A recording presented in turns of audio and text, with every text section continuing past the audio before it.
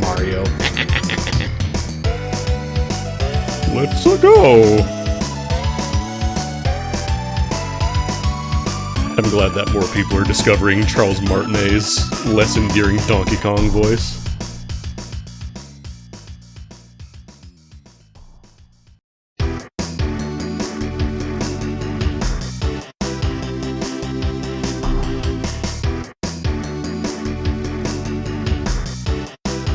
Sound like a fucking pool shark. Like half beatnik, half pool shark. Hey baby, it's me, Donkey Kong. Why don't we grab some bananas? Yowza!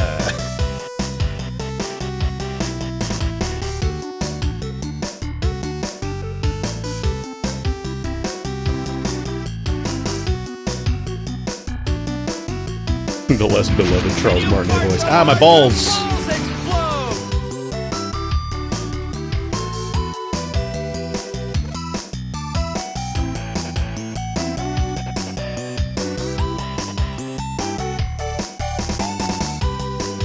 My tits, geep, my balls. I need to find that image again. I don't have it handy, and I should have it handy.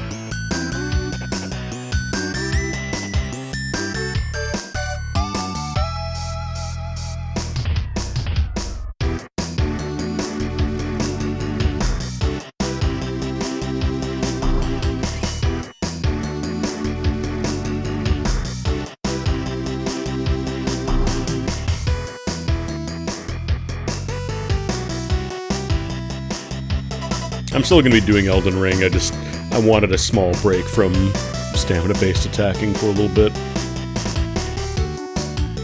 Oh god, Dark Souls 3, I've been playing more Convergence though, holy shit, the Druid magic, like, if everything is that overpowered, that's so wild. Like, I've only really tried the Druid magic, but I wonder if every spellcaster school is as bonkers.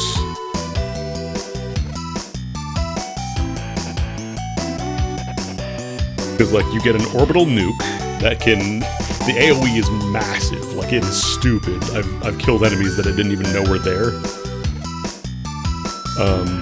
Range, as far as I can tell for spells, is if you can see something, like if it is currently rendered, it means you can target it and lock on, and you can hit it. You can hit it from downtown. Then it's also got another move called Water Spout, which is stupid. It's a big AoE centered around you, and it hits like 20 times. And, like, it stagger locks everything that isn't a boss, basically. And sometimes, even bosses, it'll just poise break them completely. It's fucked up.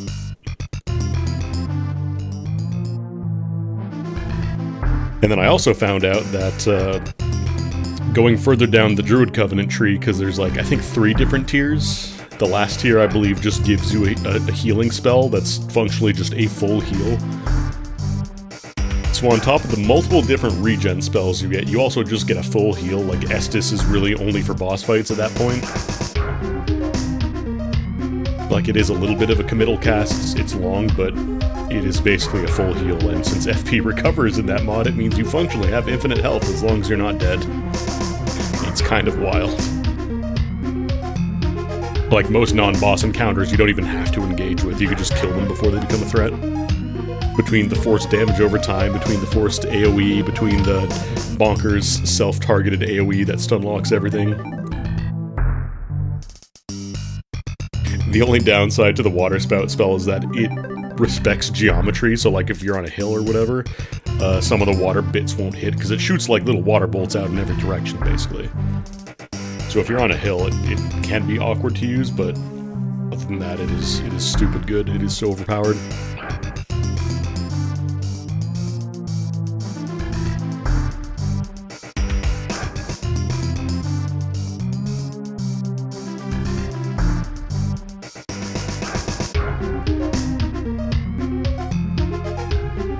Also been playing a little bit more Bloodborne. It seems to be running still pretty well. Like, I haven't really run into any major issues outside of like some graphical glitches here and there, like a little bit of flickering for a moment when you're transitioning between areas. But aside from that, nice 60 FPS, very clean.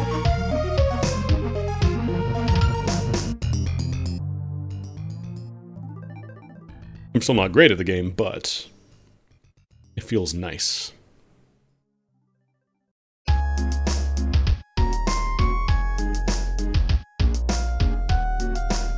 And then Dark Souls 2, I'm probably...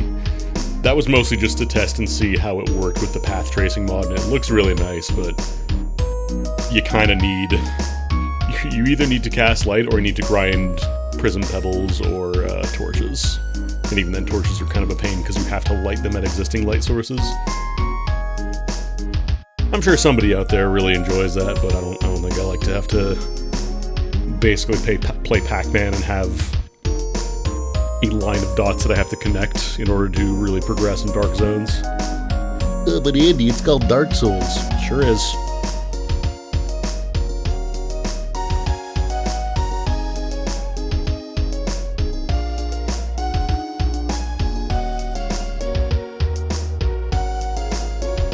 The moon looked really cool last night. Like, I got up to go to the washroom, and it was like 3 a.m., and very orange. I would have taken a picture, but as anybody who has tried to take a picture of the moon at night without a professional camera, it usually does not look good. So y'all will just have to take my word that it looked cool. The moon looked cool last night. That's my post. That's my tweet. The problem is all phones are like digital zoom for the most part. Like, I'm sure there is some weirdo phone out there that uses physical zoom, but yeah, it just expands the photo, which means it looks really pixelated, really blurry, and then all the AI upscaling makes it look crusty as hell.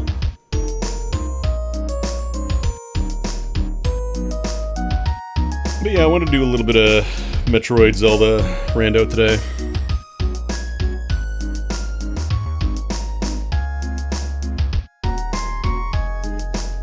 Because I've been playing games with a stamina bar pretty exclusively for the past week.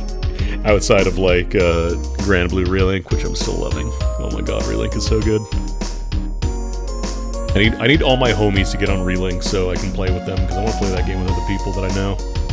Randos are fine, but I need friends to squad up with and pog out when they perfect dodge the scripted attack that would normally destroy you or whatever. I did beat Lucifer. I beat, not Zero. I still have not beaten Lucilius Zero, but I beat Lucilius, not Lucifer. Lucifer. Granted, the power curve from the DLC makes it a little easier, but I think it's a good fight. I think it's cool.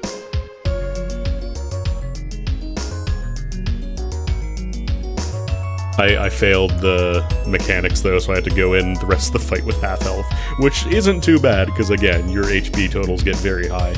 It seems like I don't know if the Tyranny meta is still around, but originally you were functionally capped at 45,000 HP, otherwise you weren't going to put out enough DPS before Endless Ragnarok dropped.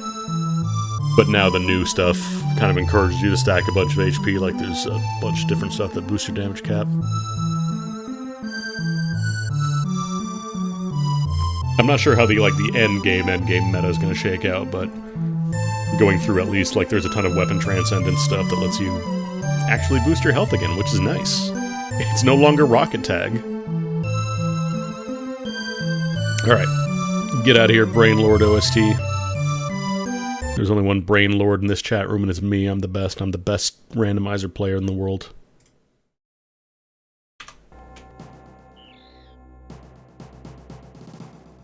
Now, Brian Lord is the Quest 64 sequel.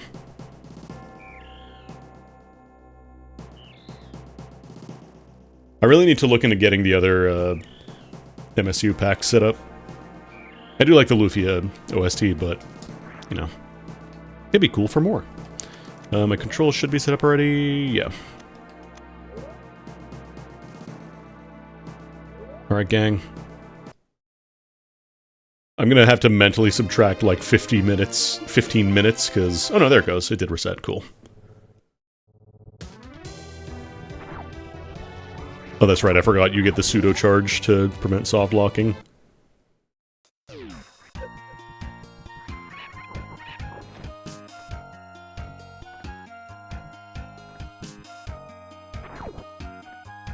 Even in Cash, though, I think the correct solution is pretty much always go straight to Zelda.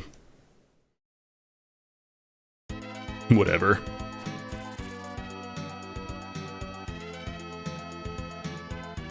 I'll not have anyone talk about me in the past tense. I guess it'd probably be a little bit faster to save and quit and go to house, but menuing.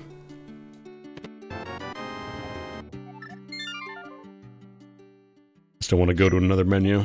I'm allergic to menus. Quake. Don't have any magic to cast it with. Not that it'd be very useful. Quake is really... like, with the exception of Bombos and maybe Ether, if you're really hurting for magic in vanilla, you really don't need the medallions outside of the required bits. Says the Grand Blue player. True. You're not wrong.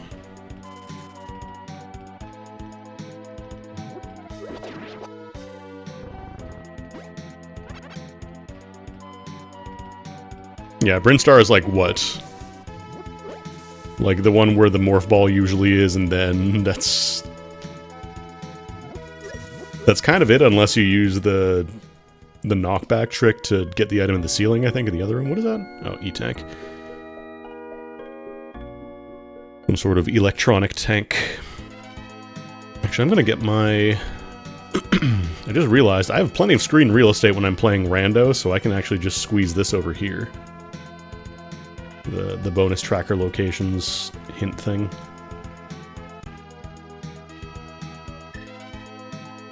Because aside from that, everything else is either like missile locked or it's morph ball locked or whatever.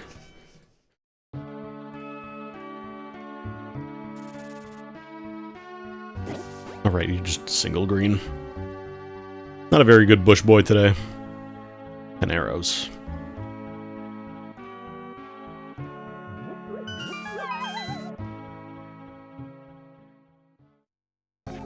Sword. Interesting. It's pretty rare to start really early with a sword, I find. I'm not complaining. A free swarb.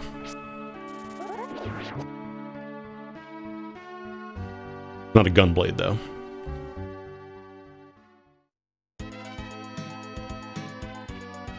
Also, man, I played the demo for Disgaea Mayhem a few weeks, I think it was like last week or maybe the week before, but I played the demo, and it's a very rough demo, and I thought, like, okay, maybe that's just, you know, it was a rough demo, maybe they didn't do a good job of it, but no, the main game is basically exactly the same thing. It looks so rough, dude. I watched a playthrough, and, like, the game is, like, 4 or 5 hours long.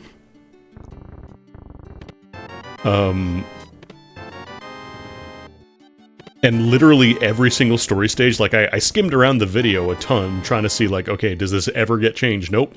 Every stage follows the same formula. You walk somewhere, you kill 15 enemies, you go somewhere else, you kill 15 more enemies, go somewhere else, kill 15 more enemies, and then there's the mini-boss fight against a slightly larger variant of an enemy. This is the entire game. Just giant empty maps. It's not like a Musou game where you have, you know, hundreds and hundreds of dudes swarming you at all times. It's literally just completely anemic packs of enemies that just sit there and get destroyed within a second, and then that's it. That's your objective. There's no defense, there's no strategy, there's no tactics. It's anemic. Actually, no, that's not it. They are charging $71, and then they're charging an additional... Sorry, $71 Canadian, then an additional... $36 for a DLC chapter that I think lasts 15 minutes. Basically just to unlock a couple of extra monster classes to team up with. It is rough. It is really rough. I am genuinely curious who they're trying to attract with this. Like, maybe they're just trying to shake down the few remaining Disgaea superfans, because, ooh boy. I need bombs. I need money for bombs.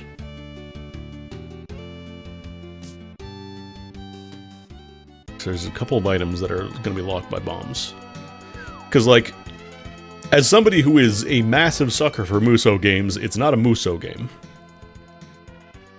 It's absolutely not a Musou game, because, again, the enemy packs are anemic.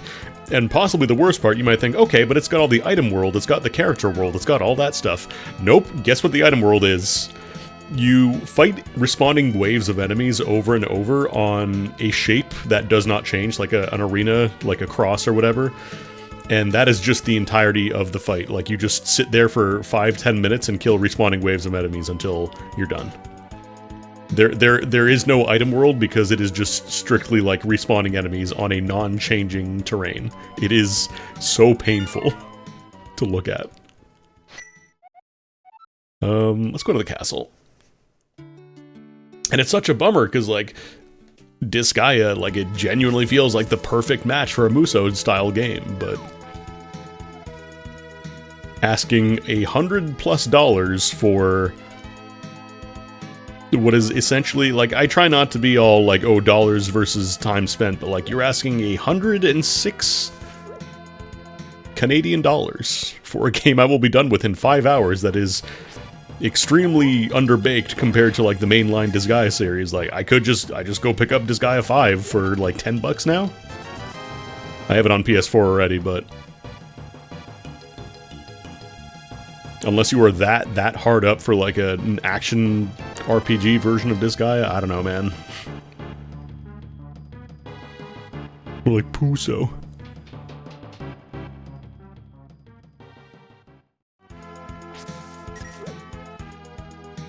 Because, like, I'm not even exaggerating when I say, like, I skimmed the entire playthrough to make sure, like, okay, am I missing anything? Is the player just not doing stuff? Nope, the player did the item world, and it's literally just you fight waves of enemies over and over. Geopanels, varied terrain, what's that? We don't do that here. Actually, yeah, we can still do basement. I want to get one more rupee so I can buy some bombs. One more ruby.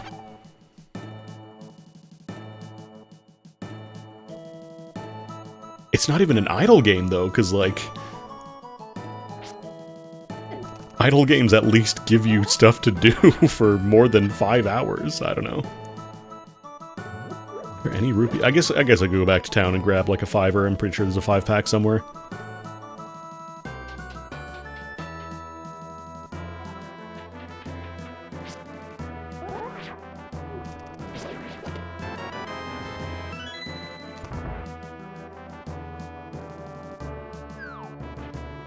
I'm trying to think, it's like, outside of, you know, Koei, who are doing the Musou games, it's like Sengoku Basara.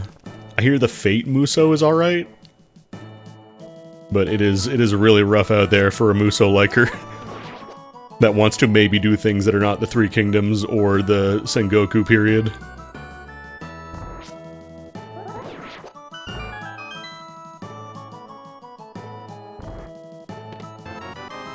Something tells me the basement chest, the cell chest, is not going to be very good.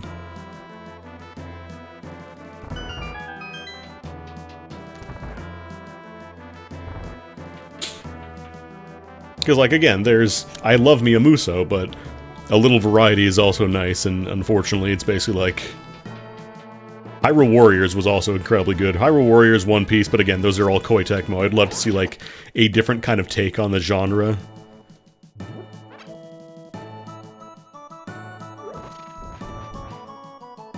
Because the closest we have to that right now, I think, is Sengoku Basara, and unfortunately that is a series that has now been dead for like 10+ years, because Sumeragi came out in 2015, I want to say. Maybe 2016?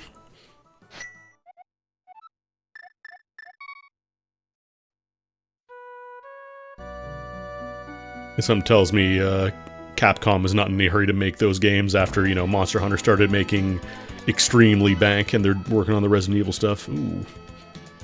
Vanilla green pendant, at least. Yeah, we'll go loop around to town. We'll go grab those. The bombs. Stupid question. What's your question, soldier? Is EDF a Musou? I think it's got the same bloodline. I feel like EDF is an honorary Musou. I think there should be like a blue rupee or a green. I literally just need a rupee. I need one ruby. There we go. I think EDF absolutely counts as a Musou. That reminds me, I gotta play 6. I think somebody did a mod, like they modded the game to add the entire campaign from 5 into the game. Like, apparently it's not that difficult. You wanna have the ultimate crossover? Or was it 5 adding the entire campaign of 4? I think it was 6 adding 5. I'm pretty sure.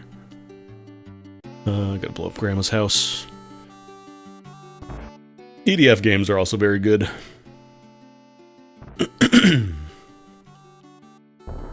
I never tried Iron Rain. Insect Armageddon was a little rough, though. Great. I'm a little hesitant of any of the EDF spin-offs. It's a bug! A very huge bug!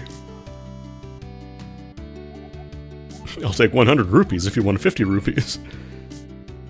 You could have $1 or $2.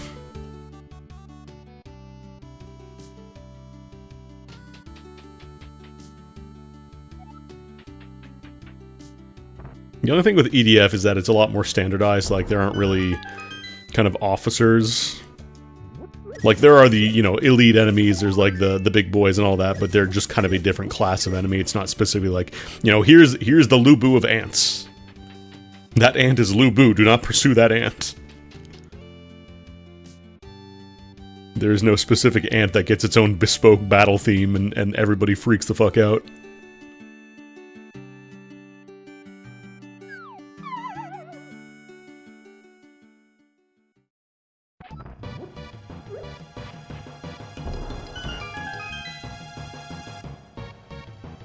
I think after this we swing around the lakeside.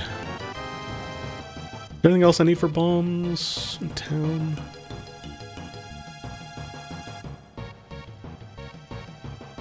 I don't think so. No, we bombed the basement, we bombed the well, we got back room of tavern, we blew up Grandma's house, and then Bug Boy can't be checked without a bottle.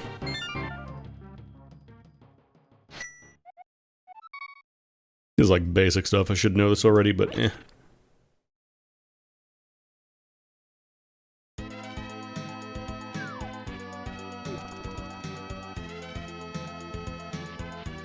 I know they did those other, like, what was it, the World Buddies game? I never tried those. I don't know if those are any good.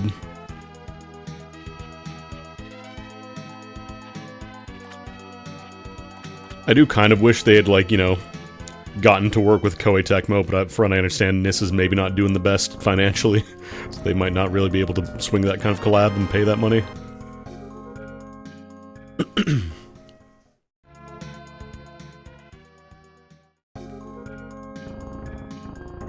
Apparently also they did like a complete version of Disgaea 7, which has all the DLC and all that, which fine, whatever, that's fine.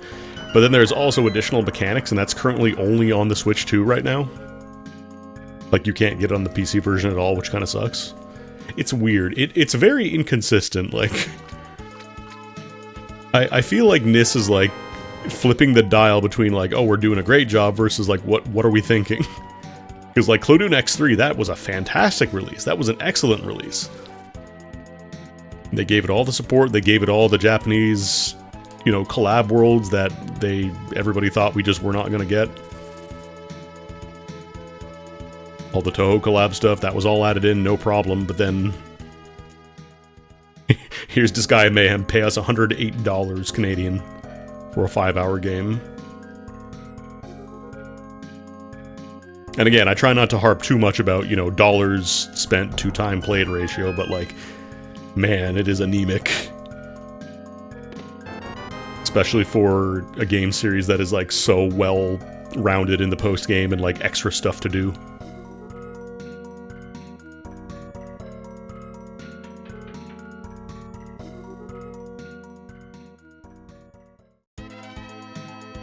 Like, I know that it's not officially a Disgaea game, it's called, like, something else in Japanese.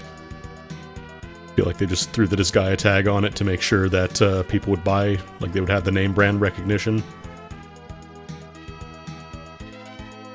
Because I think Étrange Overlord was kind of the same thing, like it uses a lot of the Disgaea staples, but it's not explicitly a Disgaea game, and maybe they didn't make a ton of sales on that. You're Orpal.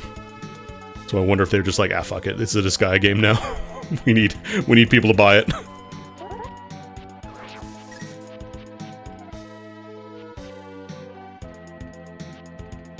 I don't remember if the little grass dude reward is randomized, because if you chop the grass before they hit the ground, they give you a goodie.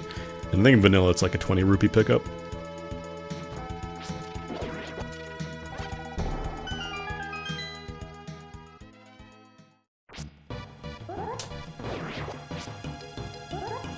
This has been me complaining about Musou games.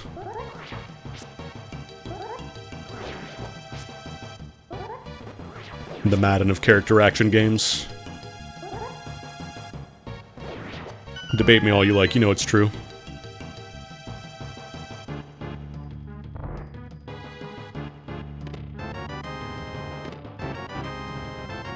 Bombs? Bombs? Bombs? Bombs? Oh, I was really hoping we'd get a fourth.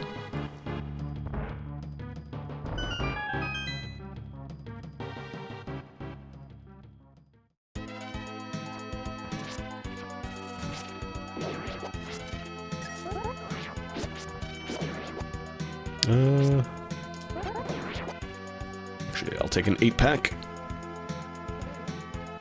Where were you when I needed you?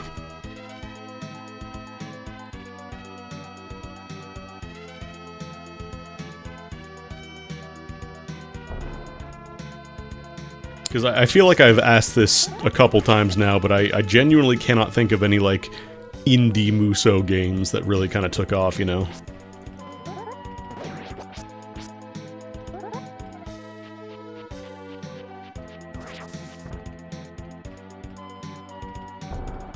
Yeah, nobody really liked the open world Madden. Plus, that was the first time they didn't say don't pursue Bo. Don't pursue Lubo Jackson.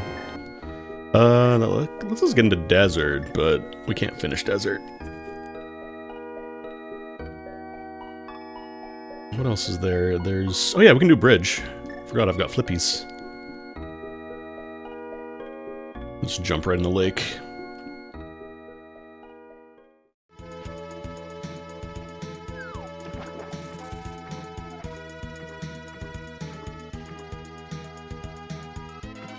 I know Bo Jackson was more of a Tecmo Bowl thing, but fuck it.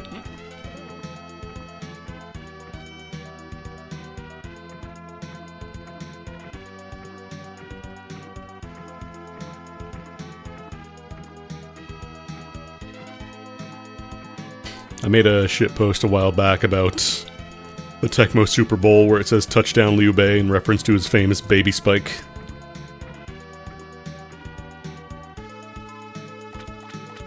I don't remember if it was Zhao Yun, but one of his generals, you know, put himself at risk to save a baby, and he spiked the baby after he did this and said, like, your life is more important to me. I need you more than I need this baby. This baby ain't doing shit. The famous benevolent Liu Bei, spiker of babies. In his defense, it was not specifically a football spike, but, you know, it's a Musou game. Come on, they're gonna exaggerate it a little bit. Could also go see what Zora has, I suppose. Also, we still haven't done Eastern check, because there's like all the Sashral stuff.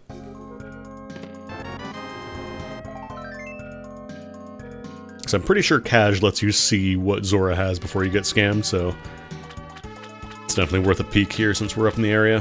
See if it's worth coming back with 500 smackers.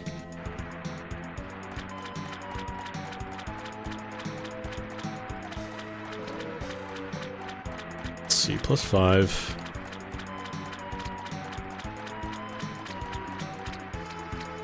I need to do like a deep dive and research to see if there have been any like proper attempts at like a little indie Musou or whatever. Because like there's plenty of, you know, indie character action games. Sometimes you'll fight a bunch of dudes, but like I feel like nothing really captures the same kind of Musou spirit.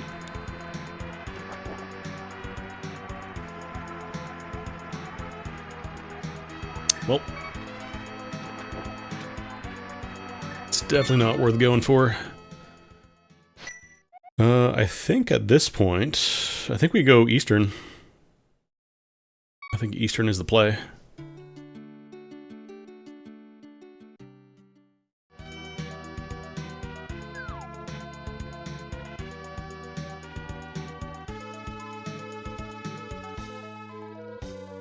They didn't make any models for the baby, so you just see Zhao Yun holding a burrito. Hell yeah. Yeah, they probably do not want to portray Liu Bei, the kind, benevolent boy, spiking babies.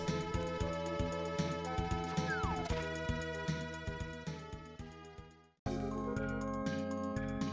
you get a hint at this? No.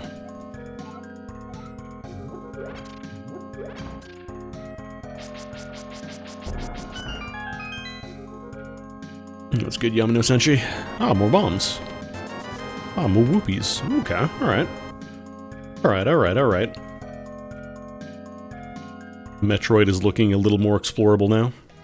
I might dip into Eastern to see.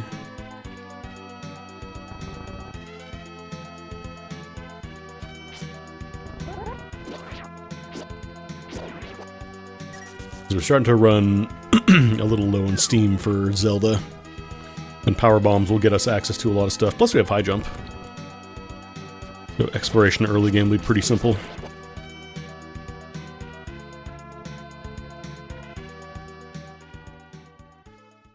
That's another game. I gotta try Origins now that I have a PC that can run it. Keep an eye out for a sale on that.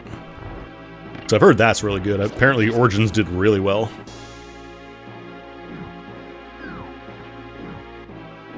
Put that on the old wish list.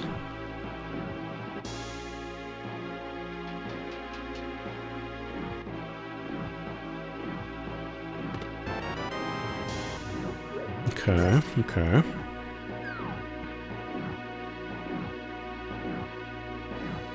Dodging the big orb like it's actually dangerous, it's really not. Nothing in the Eastern Palace outside of the dark rooms is really dangerous.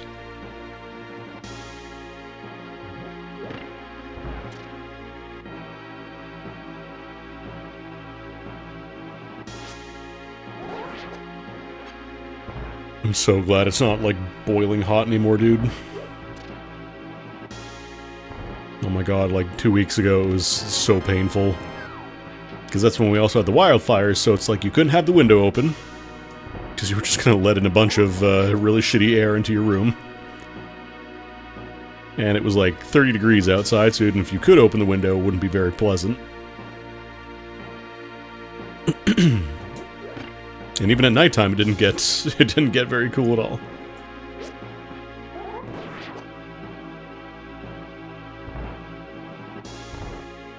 Yeah, getting out, unfortunately, was a little rough. Vegetables are probably good, though. Unless you live in, like, a really humid place where they just kind of go bad quickly. Tried Dynasty Warriors Origin, hated it? Really? Because from what I understand, it's a lot more story-focused, which maybe some people aren't huge fans of.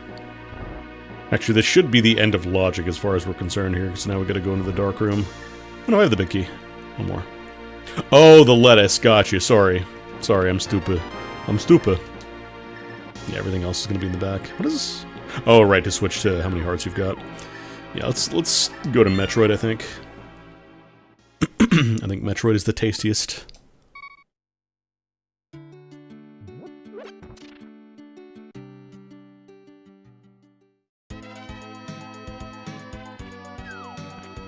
I don't think we get lettuce from that specific supplier, so I think we're good. Could be wrong.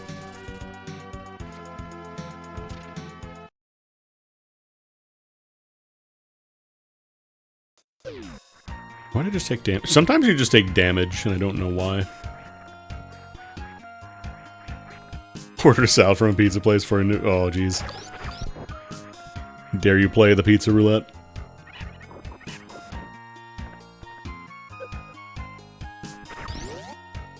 So, like, are there really no other playable characters in Origins? Is it just the one guy? You just get to play as the Dynasty Warrior? I don't know why I'm getting... I don't need this. We have the heal.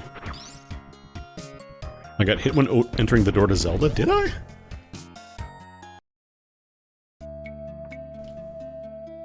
I don't recall that.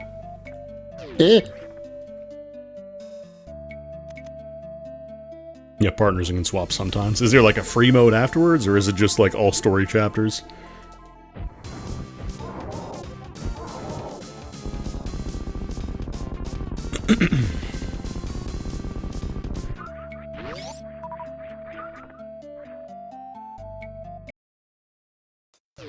It's all story? Aw, dang. Yeah, maybe not then. Because I do like me some, you know, post-game, okay, the story is done, we have once again unified the land, you know. The usual Three Kingdoms plot beats have happened.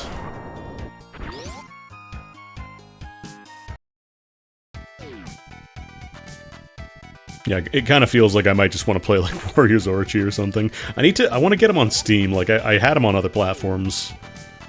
I had on the PS4, but I want to get him on PC, but I don't want to pay again. Look at me, I'm a speedrunner.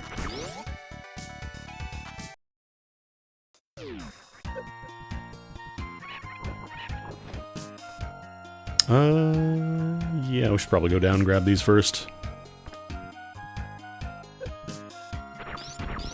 I mean, I tried Dynasty Warriors 3. I wasn't really feeling it. Like, I like the more modern refinements of the series.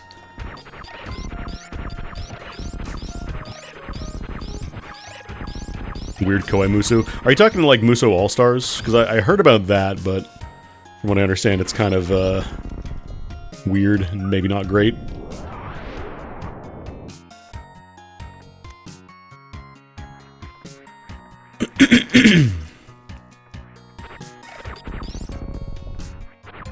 Is it?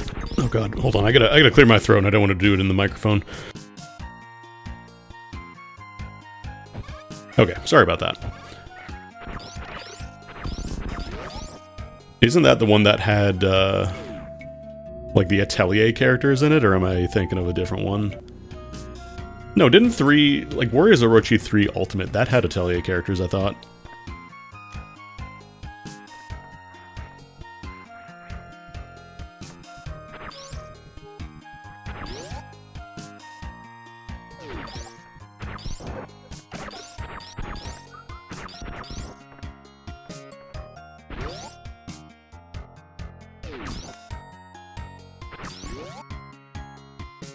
Another game I gotta finish, Nioh 2.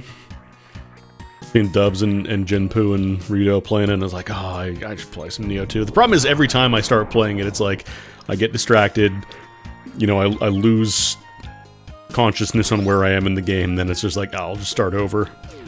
And then just repeat that over and over again. Characters from series... Oh, you're talking about, Is that Koudelka? No.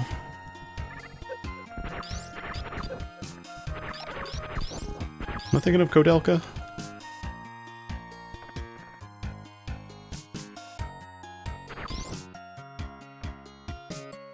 Deception, thank you. I don't know why I thought Koudelka. Is that even a Koei Tecmo game? Oh yeah, that's right, I have Respin.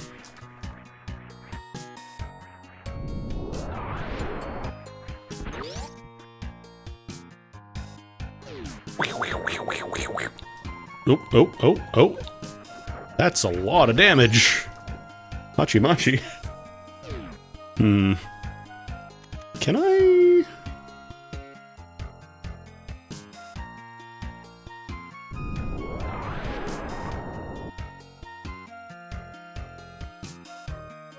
Let's try this one again. I don't remember if you need to turn off high jumps. I think you do. I don't know why I was thinking of Koudelka. Okay, it is. You turn off high jumps, otherwise you smash your head. Bombs. And... Fighting Polygon Team and 1 rupee. I can't do a Wii remote bit crushed version of a rupee pickup, I'm sorry. I'm so sorry.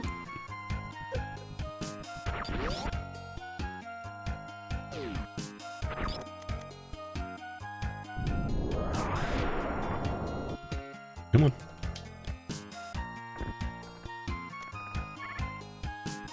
I'm debating if I should just go right into Brinstar from here. I'll go back around the long way.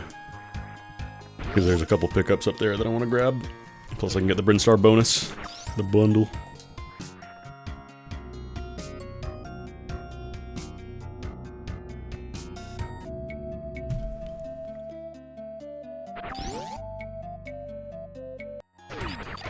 Unfortunately, that did eat through a good stock of my power bombs. Depending if I want to stop off at the ship. when we get to the surface. Probably should.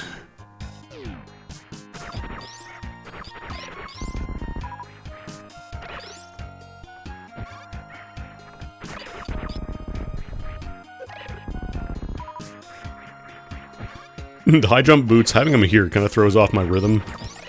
So I'm used to jumping like half as high, so I end up bonking into these guys.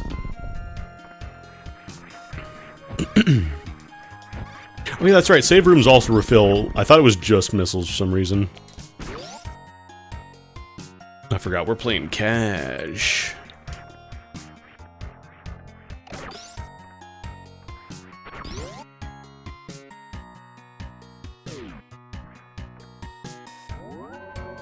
Okay, I'm gonna pick up this item too before I forget about it. Problem is, all my logic is based off of the standard rando. So I keep trying to do stuff like, oh yeah, I can't get power bombs here, I need to go back to the ship.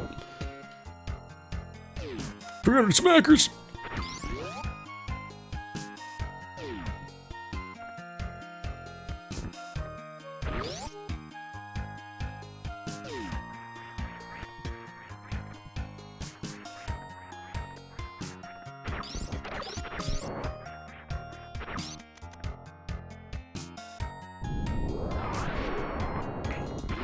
Yeah, unfortunately, I think right now Omega Force just kind of does it the best.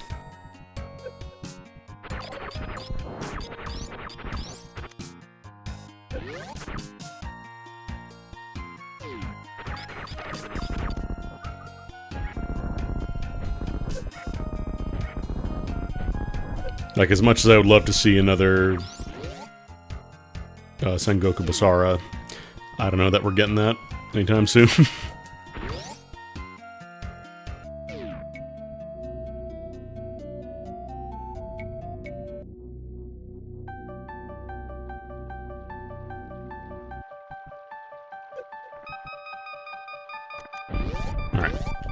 So I gotta remember, I'm already sprinting, I don't have to hold down the button, I just go whoop. Oh, that probably banged my head. Maybe not? No, that's not. That's no good.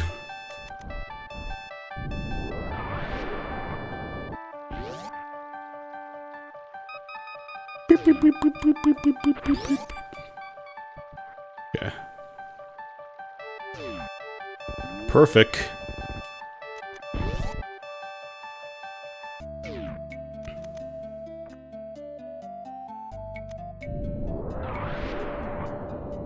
Yeah.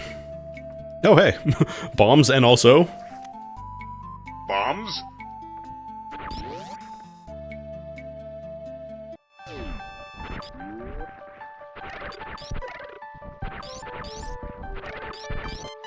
The Brinstar Bonus Bomb Bundle.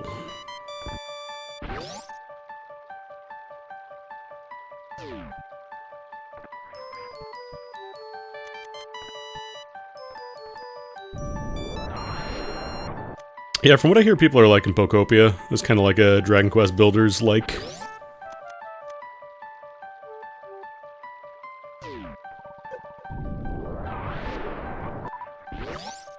Unfortunately, that does require me to get a Switch 2, which I'm not really big on getting right now.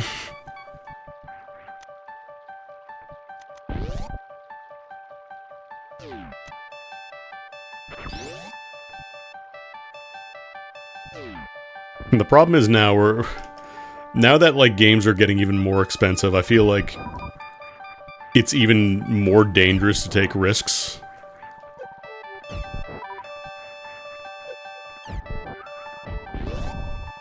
Taking a lot of damage, holy crap. You miss a lot when you turn off the low damage beam. Snake!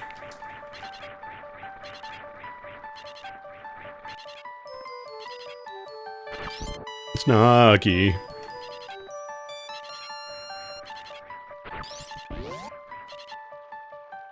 Yeah, I should probably stop by the save room, get a little bit of healing going. Try to get the ceiling.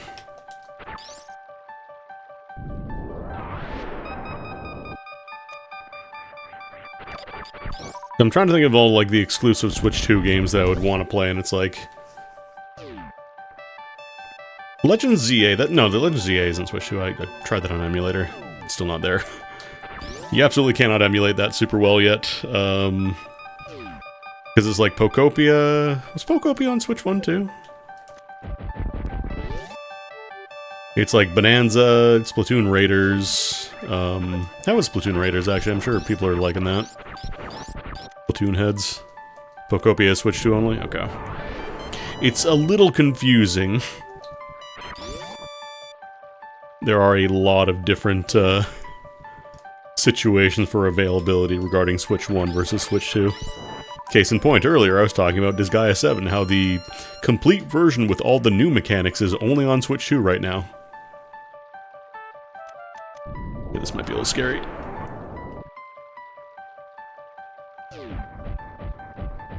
Wow. I missed every single one of those shots, holy lord.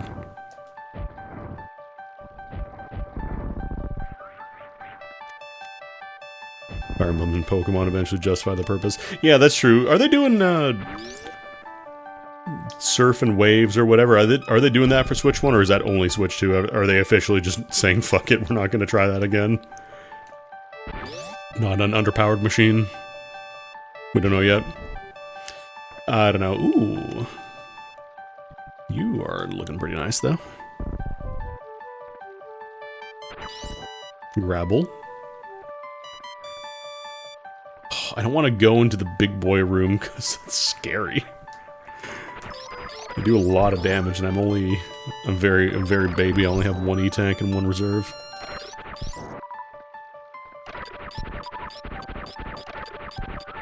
I was very tempted to use the Shacktool custom sprite, but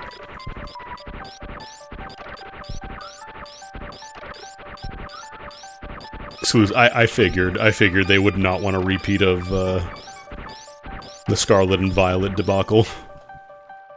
But do you actually have to move to do this? I thought you could just, like... Oh no, wait, you gotta blow it open first, and then I think you super. Oh, cool.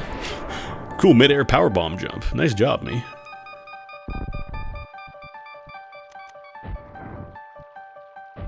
Do you have to... I thought you had to be running, but maybe you don't? Whatever, that works. Pokemon Woowa. Oh no, it's Winds and Wave, not Wuthering Waves. Never mind. Too many fucking gotchas with stupid names. Hey, you want to play some Zenless Zone Zero? No, I'm playing some Togetherness and Everness. Ah, that's a shame. I was gonna play some Wuthering Waves afterwards.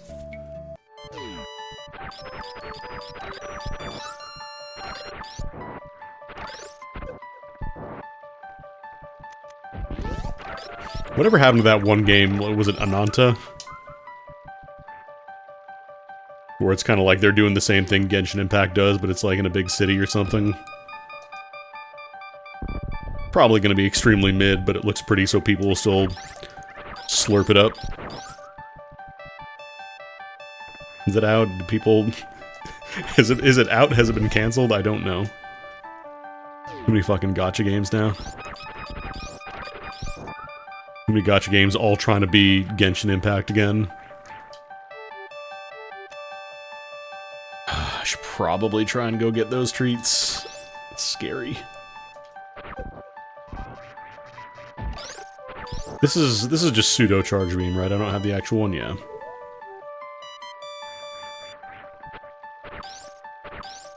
Just to prevent you from soft locking if you go into Kraid fight without any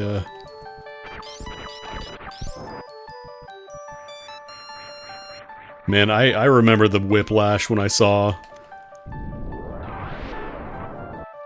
like Genshin Impact be announced. And like, oh, this looks kind of cool, like another take on Breath of the Wild. That could be pretty fun. And then it was the most predatory shit on the planet. I mean, all gachas kind of are, but ooh, I'm blue now. That's my attack.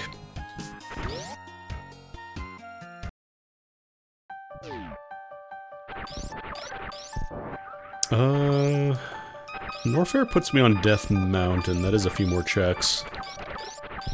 We could also just kind of go right into Kraid. I think we are equipped for Kraid. for Kraid battle. I want to get a little more health. So I have some reserve. I don't think it's full. Oh no, it is full.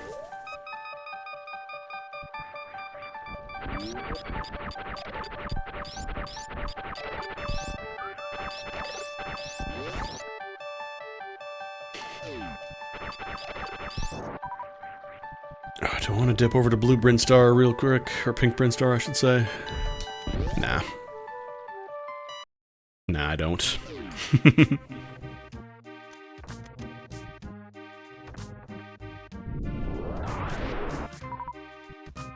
The hammer is a great find for Zelda, but it doesn't actually do a lot for us right now.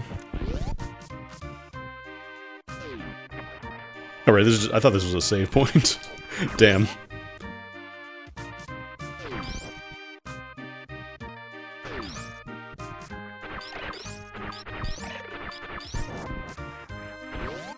Because the hammer, it is at least a level 3 sword, I guess, but also, like, it's...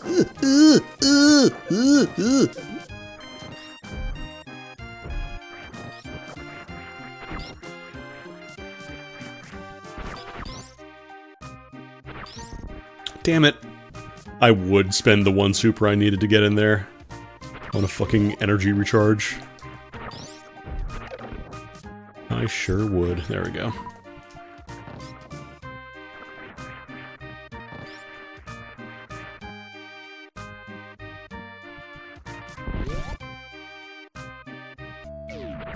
Yeah. Not even really worth it. Yeah, I think I'll dip into Norfair just so I can quickly. Oh my god! It is my first time playing Metroid. Please be nice. I have never played this video game before.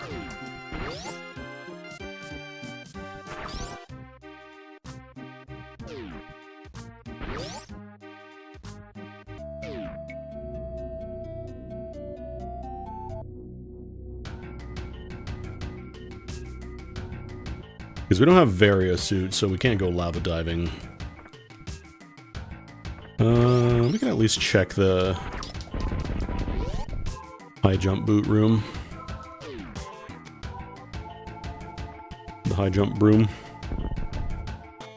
Actually, E-Tank is kind of nice. I desperately need those right now, I think. I'm still running in base suit, like I don't have Varia or anything.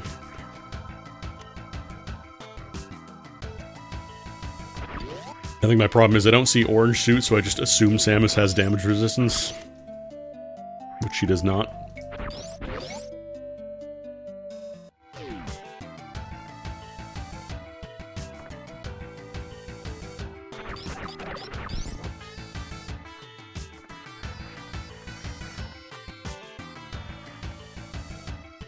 Gotta remember I have regular bombs. I'm so not used to having regular bombs early. Alright, let's top off, we'll go knock out Kraid real quick, and then I think go back to Zelda for a little bit. There's still a few more checks in Metroid, but I feel like this is a good spot to kind of switch over.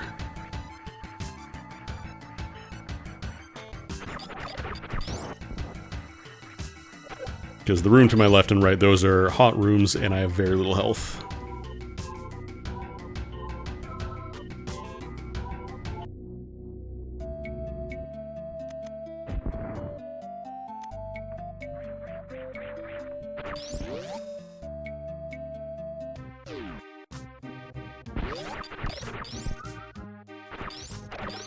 Also, now that I have streamed Bloodborne, I'm fully expecting the PC port to manifest. Because the exact same thing happened when I streamed Relink after, like, you know, 2 years of nothing had been announced. So if that does happen, you're welcome.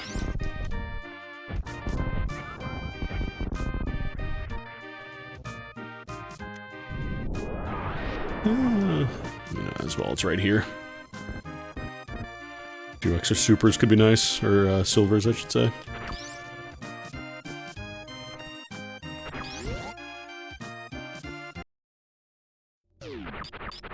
One thing I'm also noticing, like, the plot in Bloodborne, I know Dark Souls plots in general are kind of difficult to parse the first time you're going through, but it feels like Bloodborne especially is like, oh, you know, where it's like a Victorian Gothic architecture, dark Gothic fantasy setting, and then it kind of starts turning into Cthulhu. Cthulhu is just here now.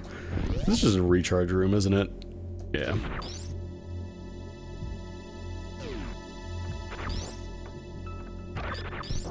Starts off with, oh, some weird disease, and then, ah, I have insight now. I can see everything.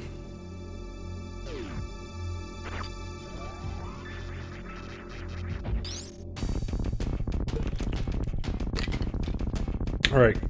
Kraid.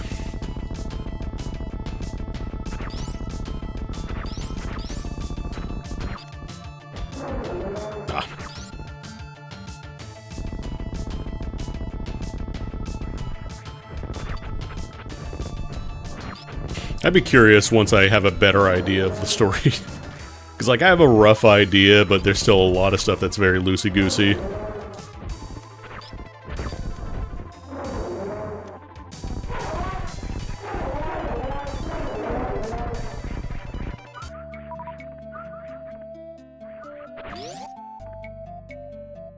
Yeah, I'm always doing the slow kill.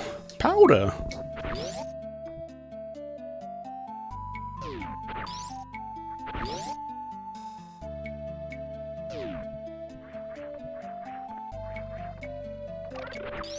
Because then, yeah, it kind of begs the question of, like, did they remove it because they wanted to make it more vague, or did they just remove it because they couldn't find a good place to kind of implement that dialogue? Like, they wanted it to show up somewhere, but I don't know. Drugs?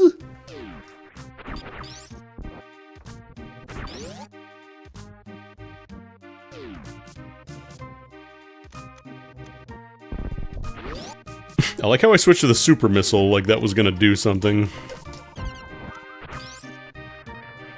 Why am I picking these up?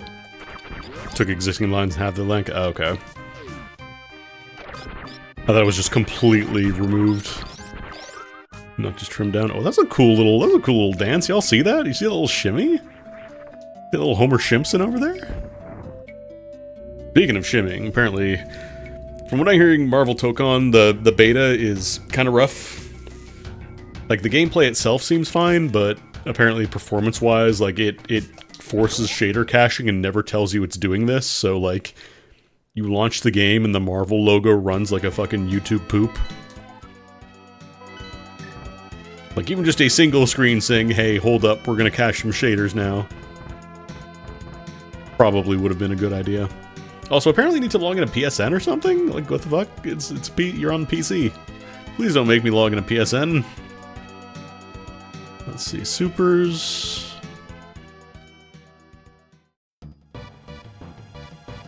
and 20. I'll go bring the old man back so I have a save point here.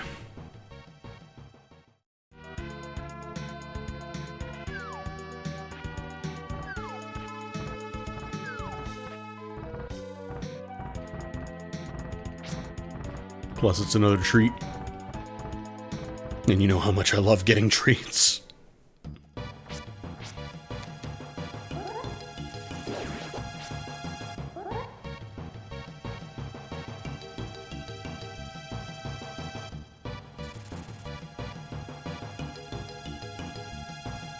And honestly, I think that's kind of fine, like... As much as I like to, you know, joke about Souls YouTubers finding lore in literally everything, I think it is cool to kind of have something more mysterious that isn't explicitly told.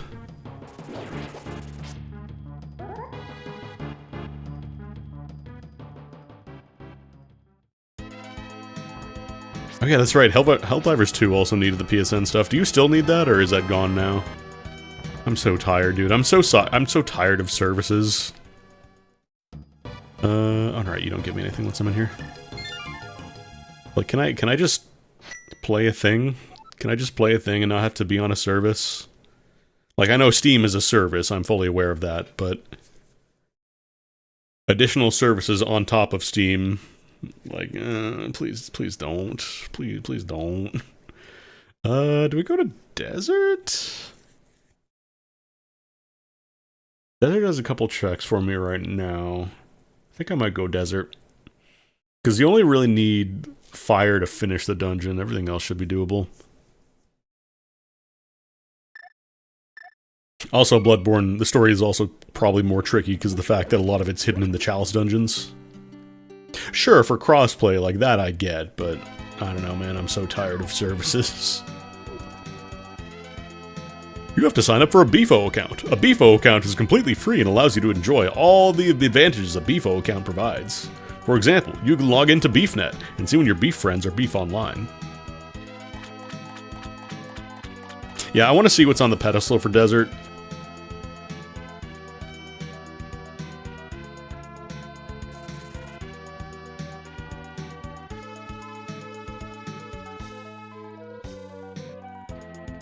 Because we did Nagina's Cave already, but I still gotta see. Also want to see Squall's praying animation.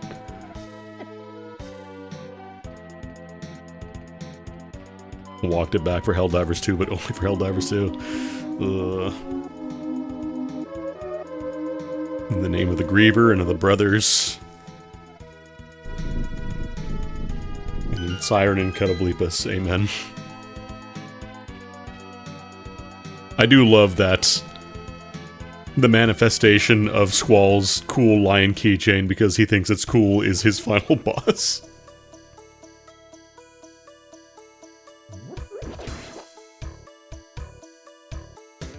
Of course Griever's the final boss because you think it's the coolest fucking thing.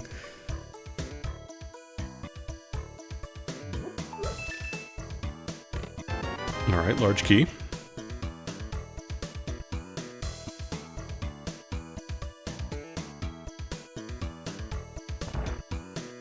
Okay, Supra's on pedestal.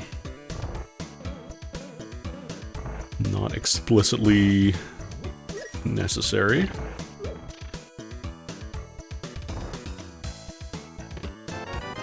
Okay, that's 2 more checks. Although chances are we're going to be running into the map or the compass, because I think one of them for sure is going to be the map. Actually, no, there's 3 more potential checks, so we could, in theory, get really lucky. No. No, one of them would have to be a non-essential.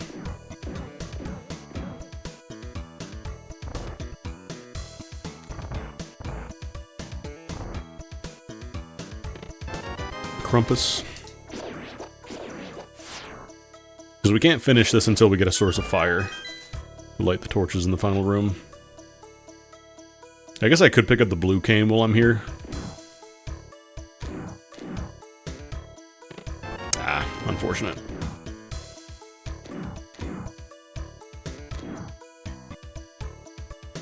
I mean, I guess that does mean we don't really have to clear Desert. Like it's completely off the table, because I believe it was a red pendant. Unless, God forbid, it is a pedestal seed.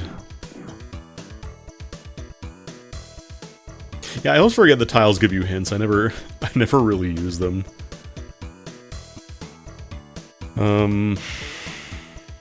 We can't trade in.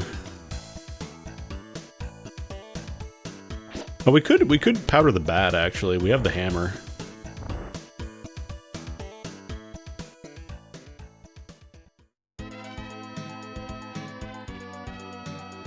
Yeah, I think I'm just gonna go for the bat powder. Because the maze is just gonna be, that's a 20, we don't have to worry about that.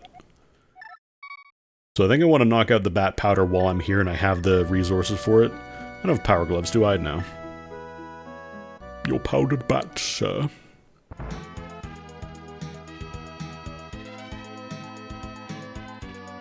Did the cache randomizer change the Chris Houlihan room at all?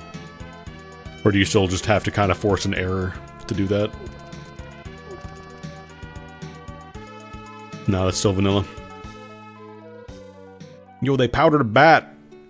They fucking powdered a bat. I don't have any bottles, do I? No. Nor.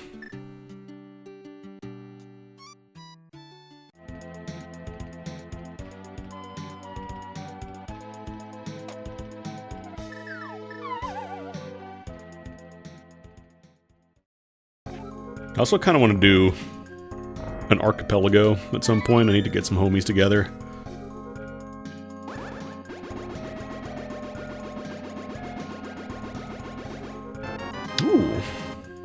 Okay. Alright. Powder Bat was nice.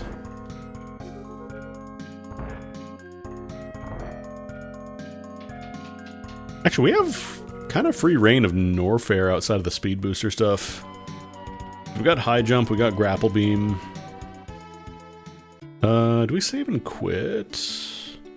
Oh yeah, I haven't checked the bottle. Oh no, bottle merchant was just the 50 for 100. Or 100 for 50, I should say. Why does it say I haven't checked mushroom? Oh right, I didn't pick it up. Okay, I think we go to to a Metroid now.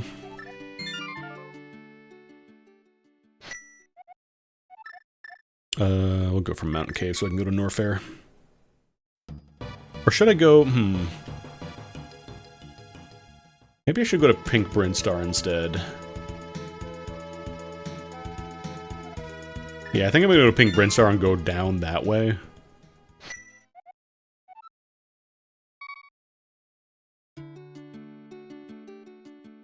It's really easy to get around in Zelda, less so in Super Metroid though. You kind of need to use Zelda as your fast travel.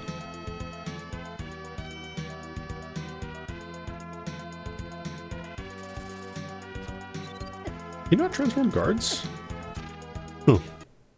I could have sworn you could. Oh!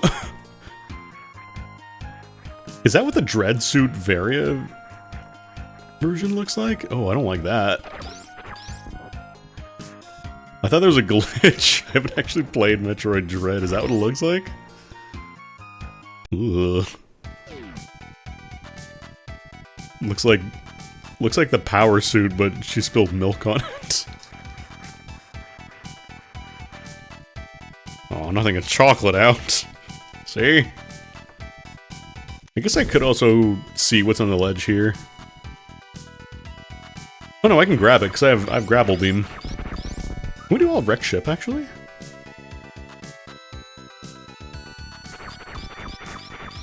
Yeah, I don't think you need too much to do wreck ship. It's basically just a way across the water. Boomerang.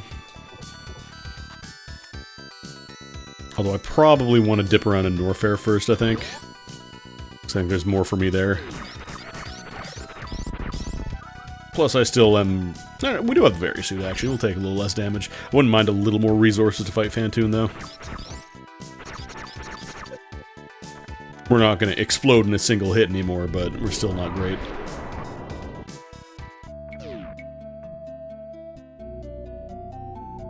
I wish there was an option to just keep the Dread Suit look. I like the blue one better than this.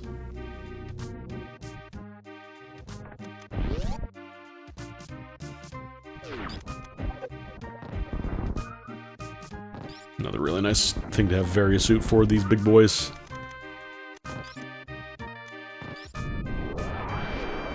Ooh, okay. Dark Worlds. Oh no, we still need regular gloves for Dark World.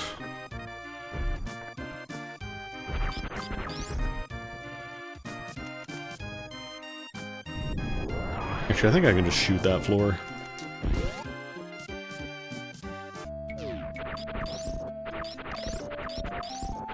Please don't watch me clear this vanilla way. Please don't do that to me. Please don't tell anyone how I live. Mr. Sword. Aghanim is in logic. Level 3 sword, no. Could you imagine?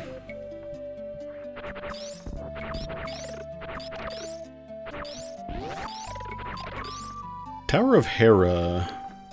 No, we need mirror for that. We could start popping tablets, though, as soon as we can get up there. Yeah, you know what, I'll restock. I probably don't really need to, but why not?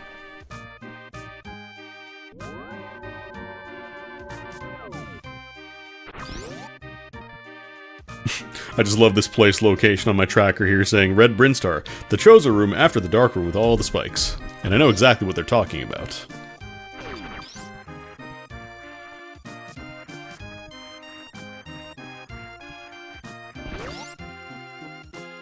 They could just call it something like Dark Spike Room, but...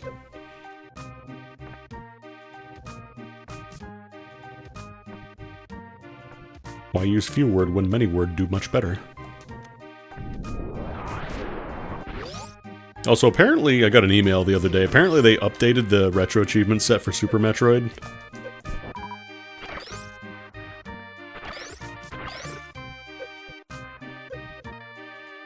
They added a couple new ones. I think you do get to keep your master if you had it already, like it'll keep the badge. Looks pretty reasonable, all the new stuff they added. It's just like kind of doing stuff like killing Dragon without, you know, doing the grapple beam trick. Stuff like getting places earlier, that kind of thing, you know.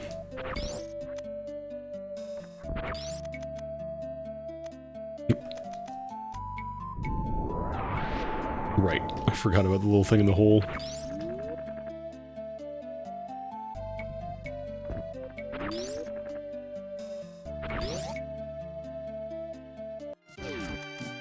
I haven't really gotten like an... I think I only have 2 masteries right now on Retro Achievements. Like the Star Ocean stuff, I'll probably finish that. That'll probably be off stream because there's a lot of like grindy stuff now at this point. It's just kind of like you gotta get all the private actions, you gotta get, you know, level whatever, you gotta unlock all the voice lines, and that's not super interesting to watch, I think. Definitely something I would do with the help of Speed Up.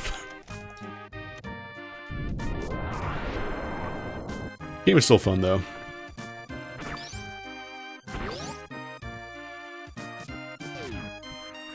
Honestly, it probably would have been faster to just go back to the surface out. Actually, maybe not. Does I have to go back? I don't know. It's probably still a little bit faster to just go back after getting to the surface. Like grabbing the stuff in Pink Brinstar and coming back out. Although I wouldn't have been able to check the spike room. Like, that would have been halfway anyways, never mind. Be pretty close. Time-wise. Because Brinstar should have a bunch of checks for me.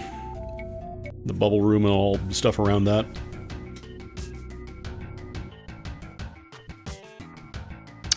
I could mockball the ice beam check. Not in logic, though. We'll go around here first.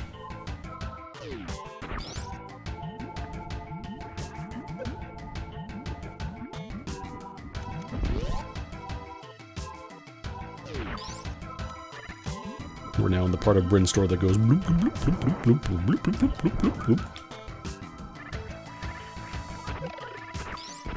Every game gotta have a part that goes bloop, bloop, bloop, bloop, bloop, bloop, bloop. Alright, what are you? +5.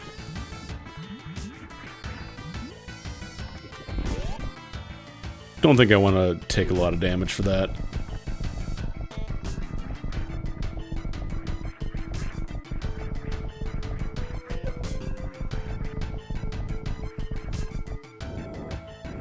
Dang it.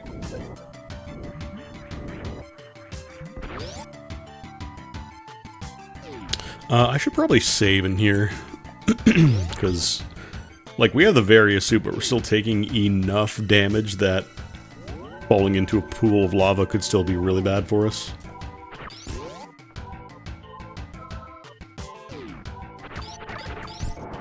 Probably gonna use that guy to jump, actually. That's fine.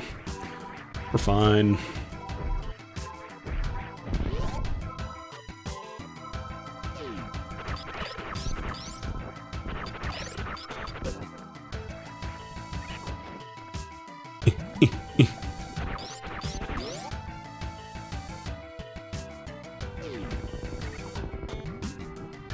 Room would actually be a pretty good candidate for mockball, I think.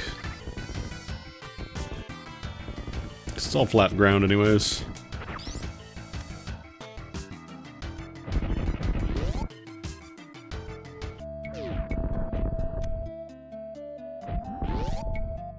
Let's see if I can do it.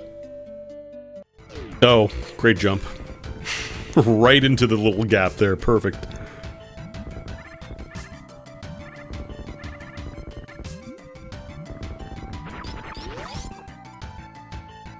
Folks, you gotta respect the spacing.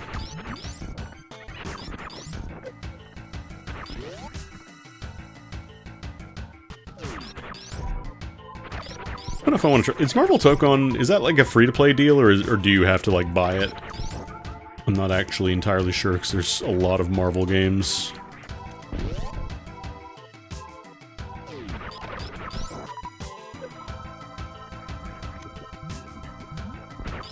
Because I've been out of the fighting game scene for a little bit. Full retail and season pass, okay.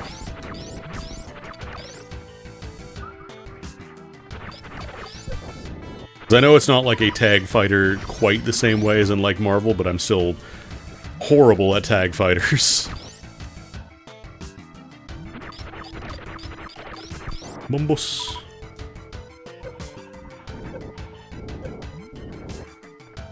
I don't know that I want to spend $90 to get my ass kicked.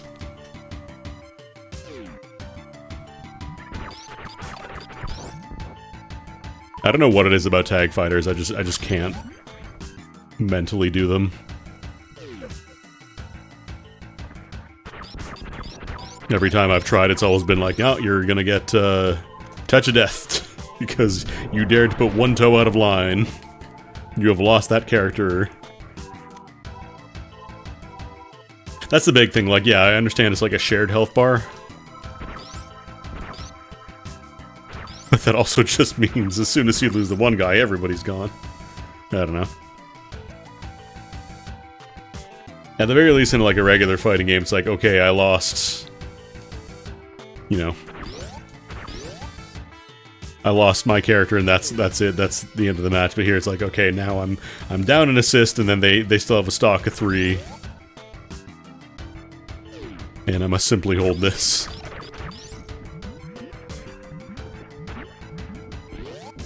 Depending on the game, some of the combos to kill you are really long too, and it just feels bad.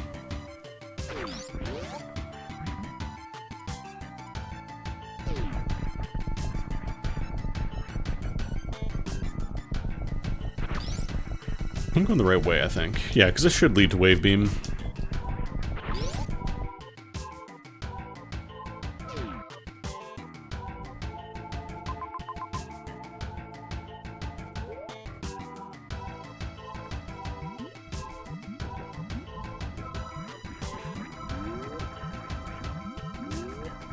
Start each round with only the lead character to unlock the rest of the team until you do food wall breaks or round wins. Oh, weird.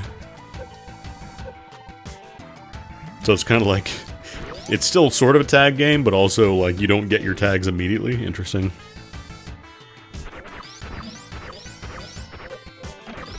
Oh, these guys have so much HP.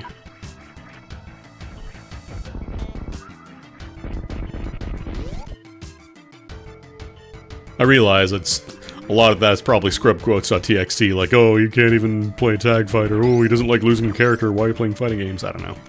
I don't like games with TODs.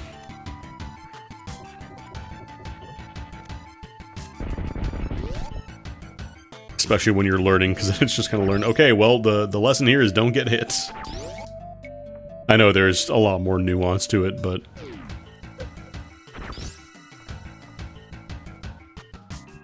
sometimes that simply is the solution, is just, if you get hit against this specific team, you just lose a character. You just have to accept if they have enough bar, you lose a character.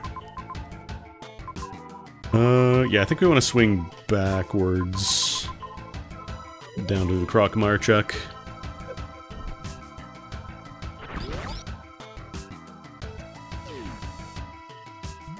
I can do that, right? I should be able to.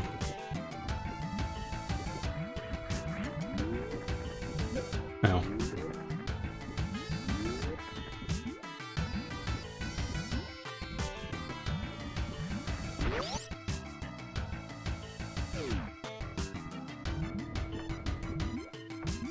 Oh, that's right, the lava floods afterwards, and I definitely cannot do that.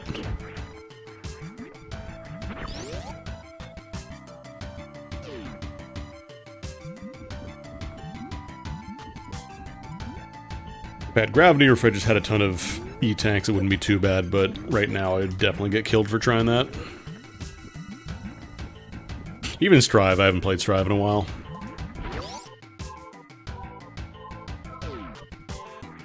I know it's better now that they got rid of Wild Assault, but man.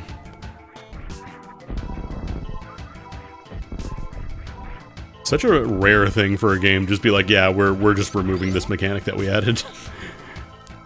We have learned it was bad. I remember when Strive first came out and everyone was like, oh, this game's gonna suck ass. It's... Look how much damage you do, look how easy it is, look how slow it is, and like... A lot of that is just kind of abstracting the stuff you could do anyways.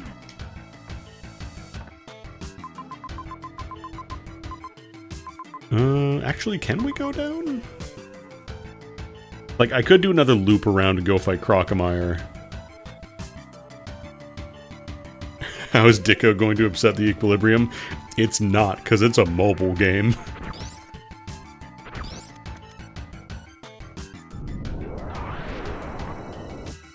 Dicko is going to be there to be laughed at.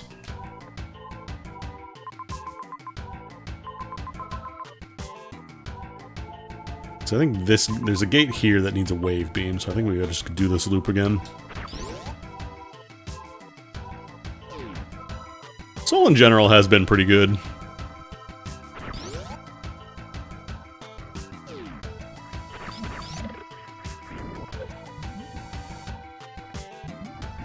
Like, I didn't play a ton of Rev 2.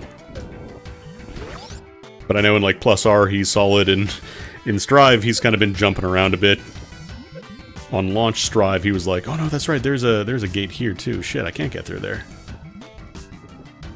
I was gonna say, why isn't the tracker telling me to go fight Crocomire? That's why, because I don't have the wave beam. I could go to Wrecked Ship. I feel like Wrecked Ship might be the play.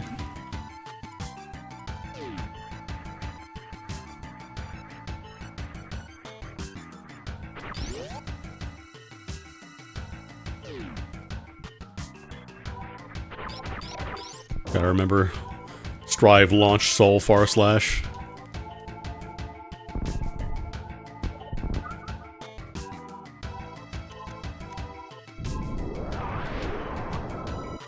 Because I played Justice in Plus R, but there really isn't quite the same character. Like, there isn't really a Justice in Strive, so I was just like, I'll play Kai, I guess. Kai was rough on release. Kai had a really bad time.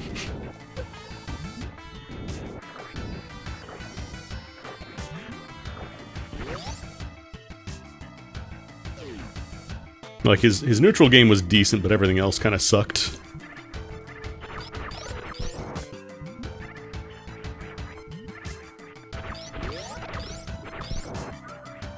Like Dragon Install.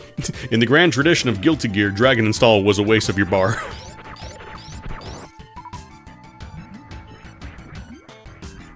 Oh, what, do you not like Samus spilled milk on her Varia suit? Do you not like this look? They did eventually make Dragon Install good, though. God, do I want to try and just mock ball check this? You know what, I might as well.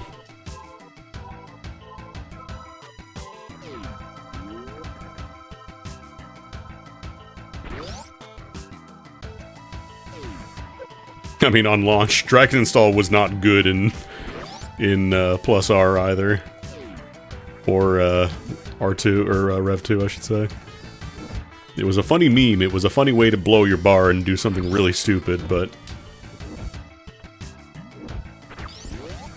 I love how in Plus R Soul had 2 different Dragon Installs and both sucked, but the new one sucked even more.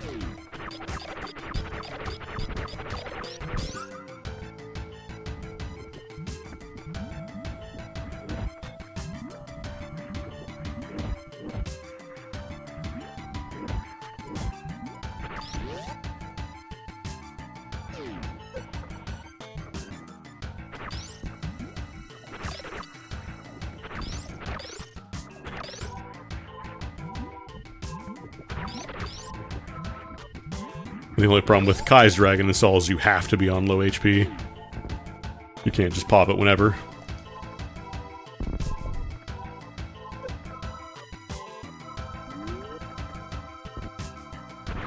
Soul, my headcanon is Soul realized Dragon Install going all out was pointless because he's already the strongest man in the world. He does not need to go all out against anyone, so it's just a waste of his time and his power.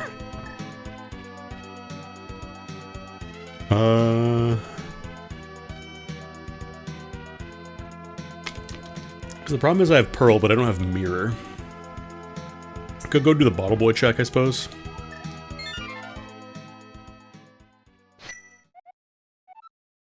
Hang on, I'm gonna clear out some of my things here that I've seen that I don't actually need. Yeah, Spectral Rock Cave was no good. So I'm gonna check Bottle Boy, Sick Kid. After this, though, I think we gotta go Wreck Chip. I just want to do these checks real quick.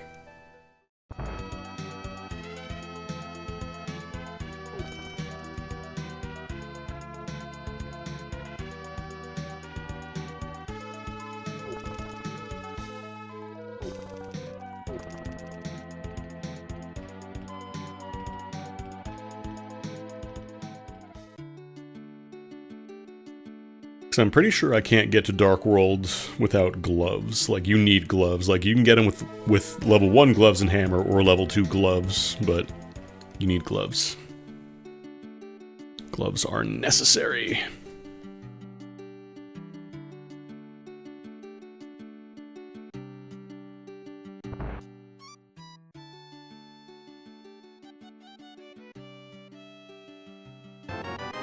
Hey, look, we can get into the Dark World now.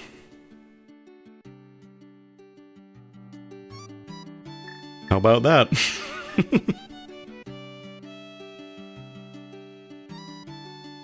I'm still gonna take the long route, though.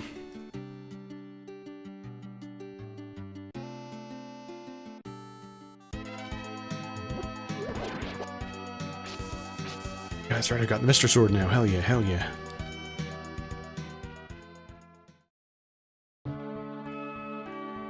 Probably not going to be an Aghanim Seed. Unless through some absolutely cursed combination of logic, it just means that he's holding, like, the mirror or something, I don't know.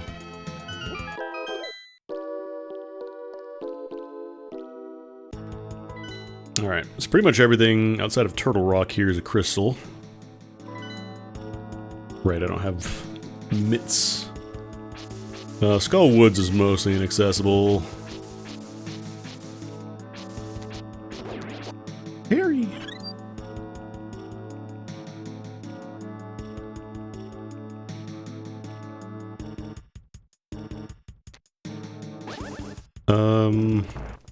With the exception of...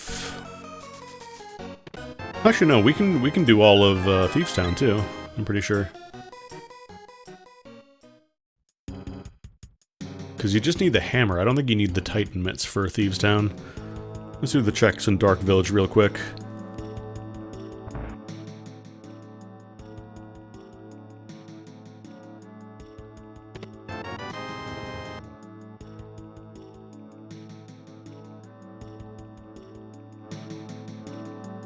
The problem is, I want to get back into all these multiplayer things, but they also require A, me to play them, and B, friends who want to do it as well.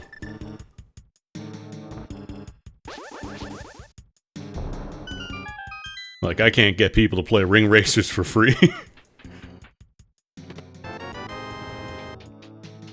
And like, I get it, Ring Racers is a very difficult sell for some folks, but... it's so good. It's so fucking good. Play Ring Racers.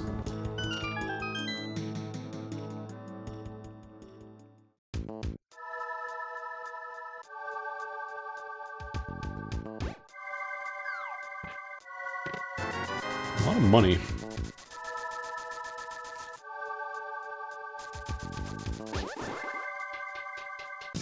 I want my pals specifically get into the games that I'm playing. I want my pals to get into Warframe. I want my pals to get into Ring Racers. I want them to get into Grand Blue.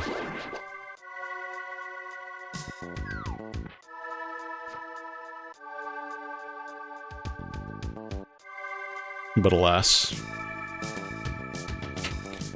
I would say PSO 2, but they did get in PSO 2 for a bit, and then NGS happened, and nobody wanted to play that, myself included. Oh yeah, what's your transform? Moogle. I'm gonna say, is it gonna be Squall in the past tense? Squallby's the best looking guy here.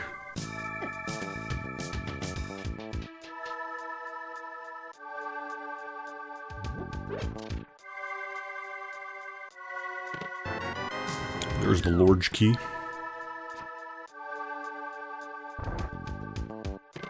Ooh. Thieves Town was definitely the right call.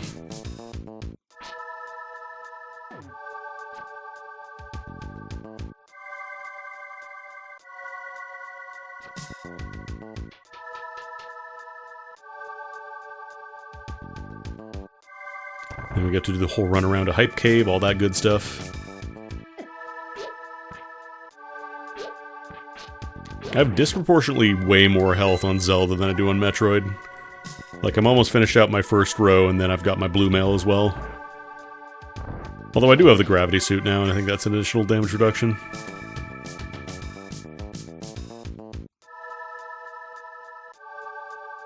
Am I gonna one-shot these guys with the charge? I can. Great!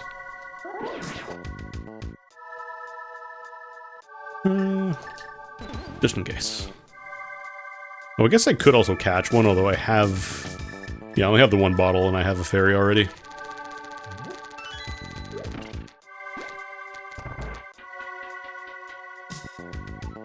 Looking pretty solid here. Hey. Right, these guys don't die in a single Master Sword hit.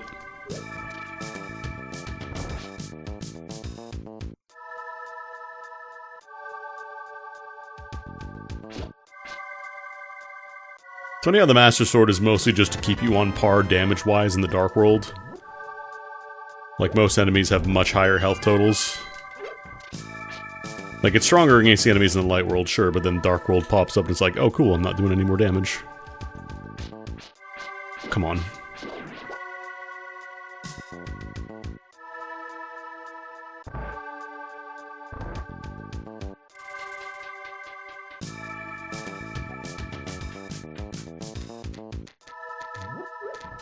Do I have to tag this again? I think I gotta leave it on... No, orange has to stay up.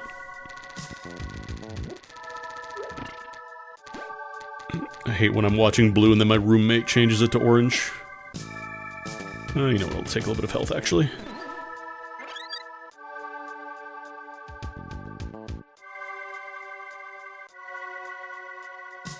Slow Beef is watching Evangelion for the first time. I only recently, like within the past few years, watched it myself for the first time. I can see why it's so, like, kind of culturally relevant, but it's also, like, I feel like I've just seen so many series reference it, like, oh yeah, that's the thing from that reference.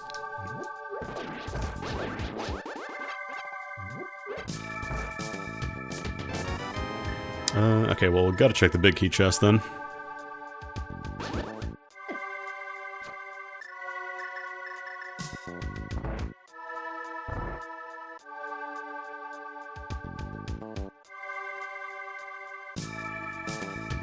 Oh, wait, did I miss a key? I think I missed a key. Oh, that's right in the conveyor belt room. Fuck. I think it's the top right. Oh no, the top right corner, is that a switch or is that a key? I thought it was a key. No, I think this is a switch, isn't it? Yeah, that is a switch. Where did I leave the key at? It must be one of the pots that I left behind there. Never interact with that as spite. Okay. It's like you don't like the series, or you just seen it so much that you just don't want to watch it? That's kind of a weird reason to not want to watch something, if you ask me. No, there's no keys here. One of these guys have a key? Was it in this top room with the big block? Oh, could Blind drop a key, maybe? I think it's possible Blind might drop a key, which is pretty rude. Seen it so much and seen it in gift form. Oh, I mean, I guess.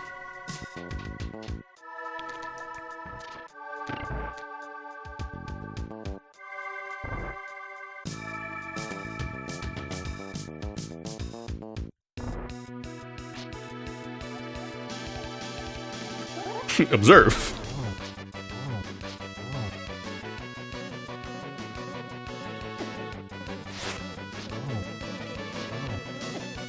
Ah. We got tagged.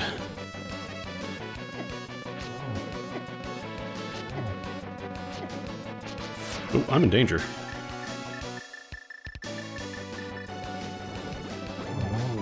Because those fireballs, I think they always do 1 heart of damage, so if I missed that last hit, that would have been disastrous.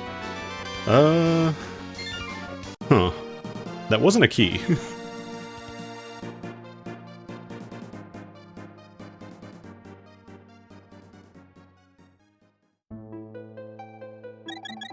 Did I... What key did I miss? There's one more check in there, and that's gonna kill me if I don't check it.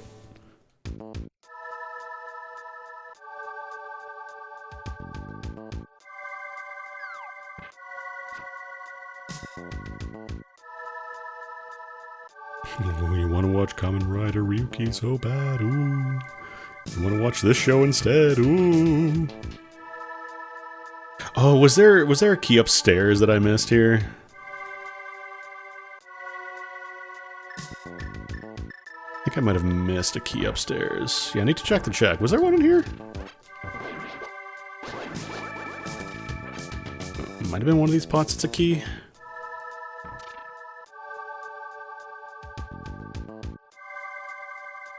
Like, I really don't want to leave this to the end of the game, then it turns out that, oh, you needed that the whole time. That was the load-bearing check for your entire run, basically.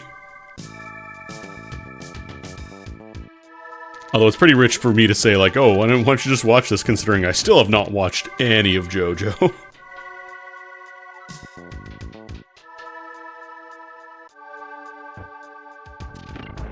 I don't know, I think it is important to kind of, like, if you are interested in something, I feel like watching it for yourself to kind of form your own opinion is good. Is there a key in here that I missed? Where the hell is there a key? Was there a chest with a key somewhere?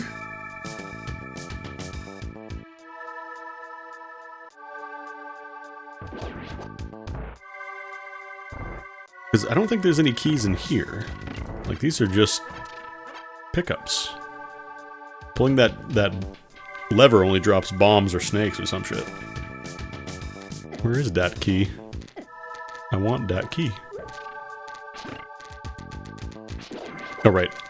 Orange is gonna be up. I want that beef ball! Is it possible for non-essential items to get locked in a big key chest if they're not required? Because we have the map, we have the compass, we have the big key, and I know that it can lock those items if they're not required to clear. Like, if you don't need the, you know, you don't need the map, so it's possible for that to get locked in a big key chest that you can't access, but... I must have... This is gonna bother me. I don't just want to leave. This is a Squall skin, yes.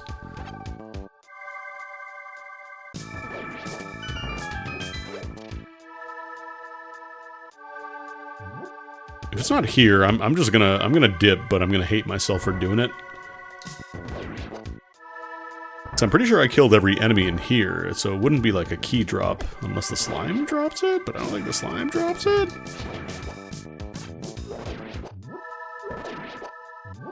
Yeah, no keys, huh. I don't know. I genuinely don't know at this point. Oh god, do I save and quit? Because we don't have a save point in the Dark World, you only get that for doing Pyramid. We're doing the Aghanim. Did I get all the chests up top?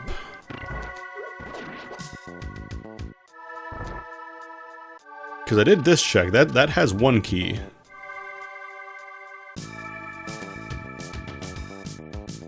I'm pretty sure I got all the chests here, though.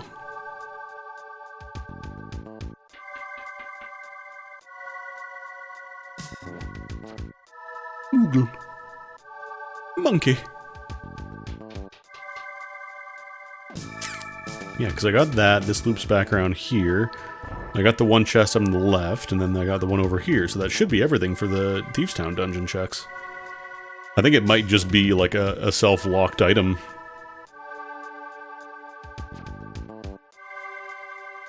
I think it just might not be accessible. Because my tracker isn't saying, like, oh, you can get this item in Thieves Town either. Like, it's just gone, so.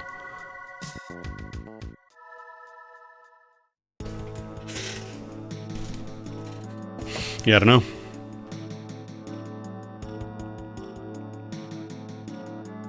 I haven't really seen, you know, Madoka or Ryuki, so I couldn't form an opinion on either. I don't have... Yeah, I don't have the big gloves.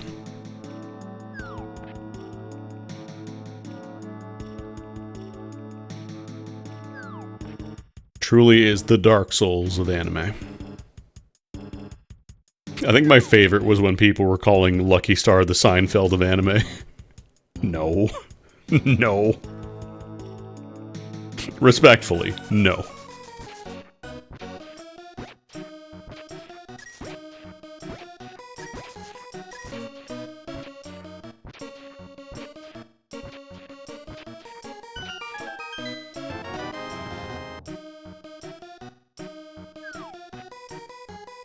Alright, do Grove, then do the Hype Cave run, and then probably go back to Metroid, because that gravity suit gives us a lot of options now.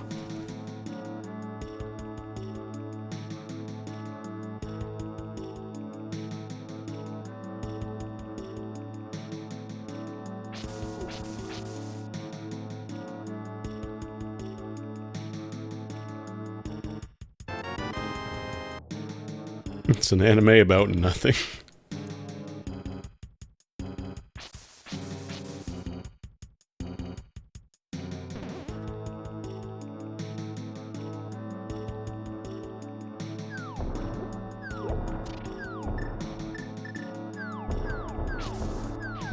Is there anything else I can do? Oh no, that's right, we don't have Mirror. I was going to say we could check the tablet here, but we can't. Unless Mirror wants to be in Hype Cave. Maybe get a little Mirror, maybe a little sword upgrade, maybe a little hook shot, a little fire rod, you know, all the good stuff.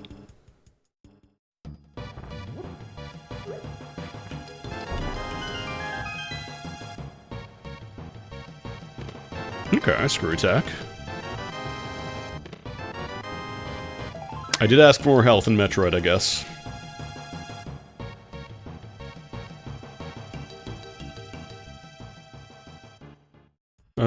Do I want to do Palace of Darkness? POD was a pendant. No, POD is a crystal. I might dip into Palace of Darkness real quick, because we can do most of the checks, we just can't do all of them. Or should I go back for later, maybe? I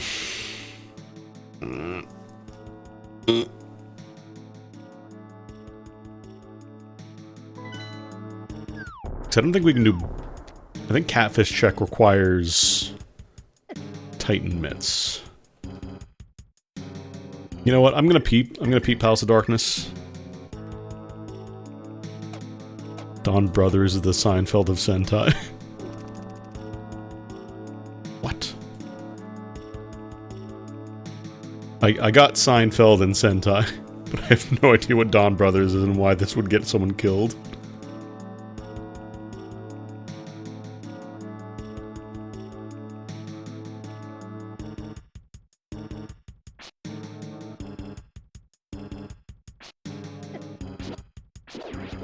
Now I'm just thinking about the theoretical Seinfeld of X.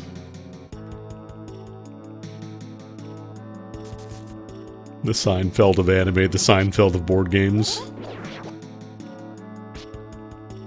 Yeah, like, in general, I think... Like, it's not that you have to watch everything, but I do feel like it's good to have an informed opinion. You know, within reason, obviously. I'm not saying go pay $200 to watch this show that you think you're going to hate or whatever.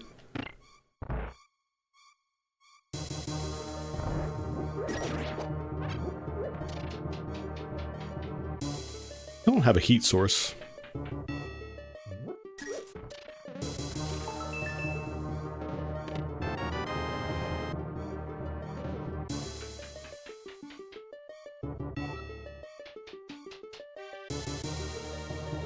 I think also a lot of people kind of need to learn, just because, you know, something you might hate, it doesn't mean it is completely valueless or whatever. It is valueless to you, sure, but that doesn't mean that other people who enjoy it.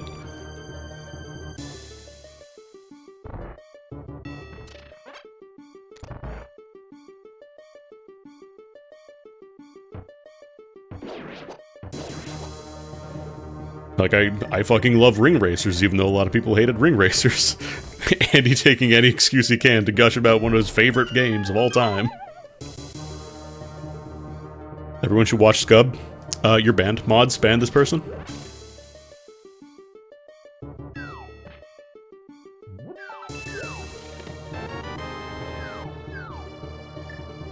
I am begging you to play this free game that literally costs you $0. It's not even that you're making a monetary investment to try it and hate it. It's you are making a time investment, a very small time investment, please. It's free. It's like if Mario Kart was good. I don't care, I'm saying it.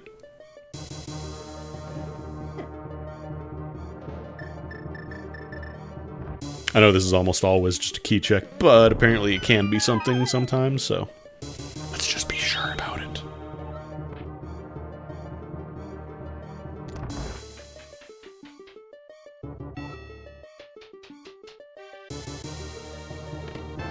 Cape. Play a Mario game. Silence! Play Ring Racers.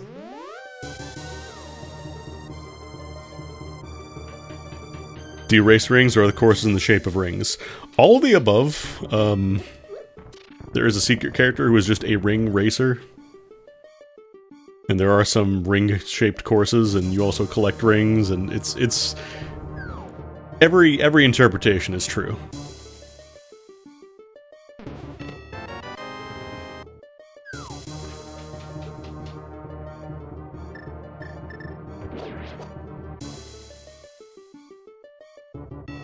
Oh, that's right, I need to... maybe we can't do this then.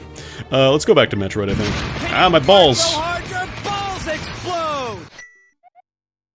I don't think it was a reference specifically to Secret Rings, it's just everybody kept saying race is a ring because it's ring racers, so why don't you race as a ring? So they just made a secret character that was just a ring with a little racing suit.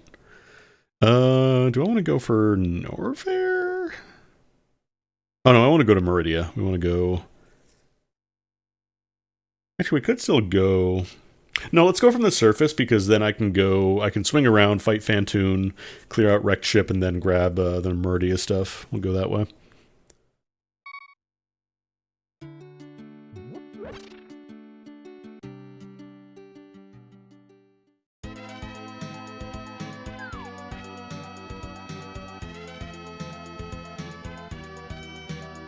This is also true. We could go see what Shacktool is up to. Very important check to make.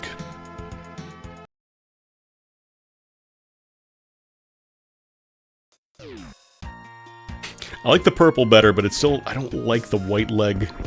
I'm not a fan of white leg. No, it's not Nightbot. It's... I have it on an intentional delay because the way that I have the command set up. If I were to do it instantly and immediately delete it as soon as it happened, the commands might not sync up nicely. And shit could break on the scripting side, so I just have a delay plugged in instead.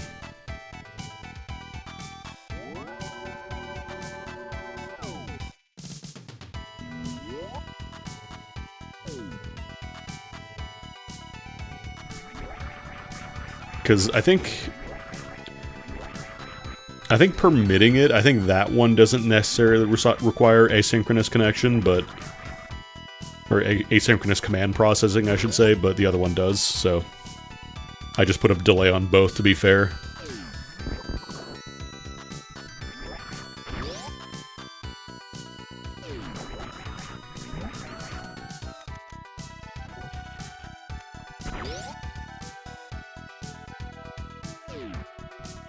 Yeah, I'm not a fan of the leg. Keep thinking I have Spring Ball. Ooh. Okay. Actually, that's really good timing here, because we can use Speed Booster in the Wrecked Ship.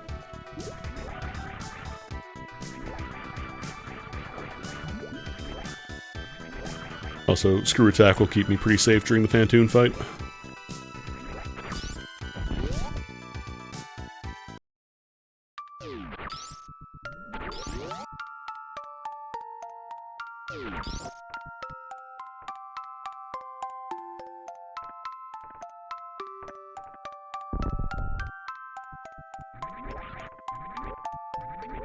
Very calming wrecked ship music. Very calming music for a place that is just haunted by ghosts, which is an interesting concept in Metroid. I guess they do with the Chozo ghosts in Prime, but still.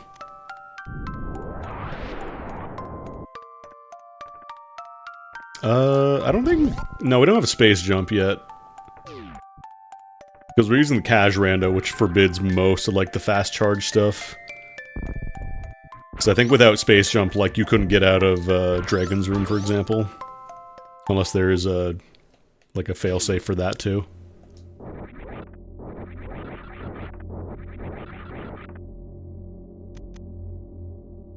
I believe you do need space jump to get up Dragon's Room.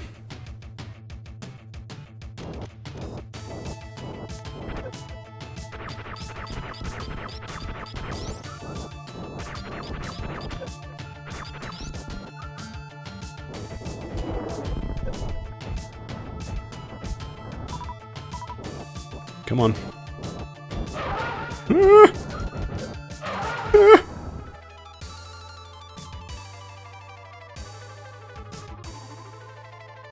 Now the other randomizer that I was playing, the standard one that on the website, that one expects infinite bomb jump as a required strat. Like, that is just baked into logic, so if you can't do that, like I can't, then you're just kind of fucked.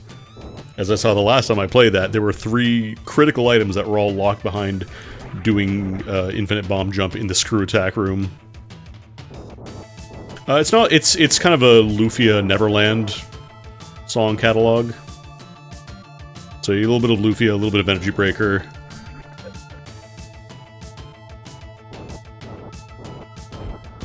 I need to look into getting the other MSUs set up. Ugh, that was a terrible run.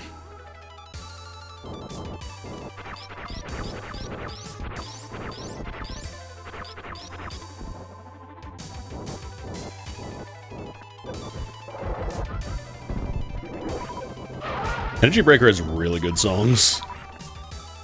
Like, before I even knew about this MSU, like, I was playing the music before streams because I really like the OST for that game.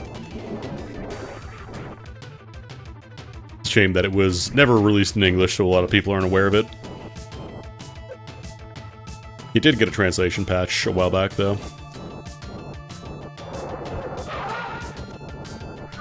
Oh, what are you gonna do? Get mad? Oh, look at me, I'm shooting things at you. Ooh. Look at me, I'm Phantoon. I'm invincible most of the time. Ooh. Fuck you.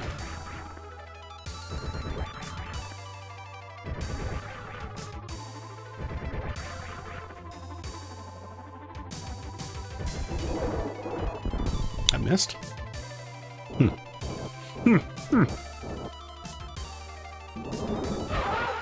Okay, there we go.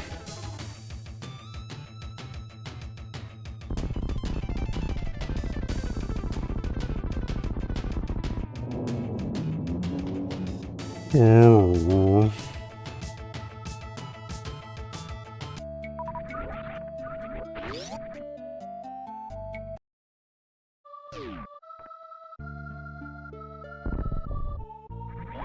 Oh, it's so nice killing these guys in one shot.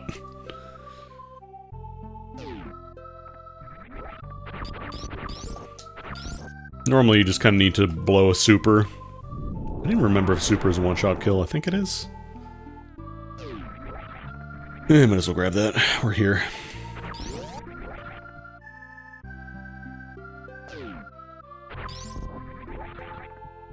I'm gonna cross to the other side just yet, because there's more stuff to grab here.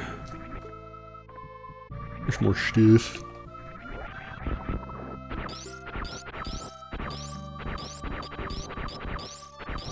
I think once space jump drops, I think we're good on Metroid for routing.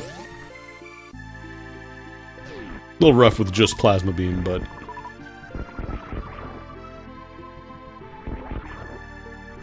Or without plasma beam, I should say, just with the ice beam.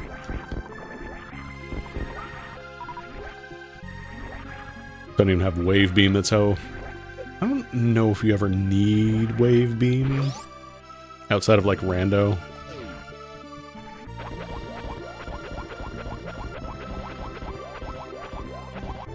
Also, I'm going to remember to check behind the Chozo statue room that I thought was only for Speed Booster. There is one check you get for free. Because that lost me a lot of time last time I did this. Ooh, okay, alright, alright.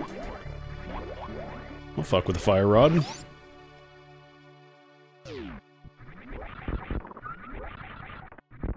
That's Skull Woods, that should be all doable now. The stick! The stick! Chat, I found stick!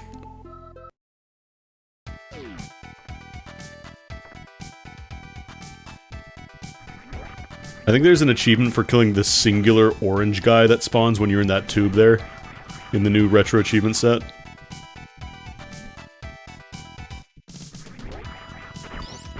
Okay, that's just a bomb pack, we don't need that. What's down here? Is this one of the super missile? Yeah. X-ray scope. No. No. Because there's internet points behind it. That's why I kill friend gamer.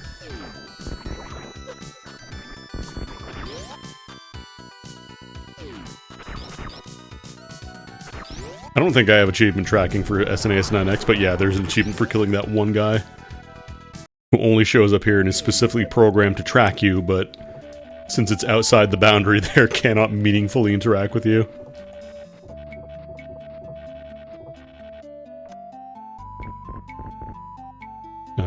There we go. That's weird.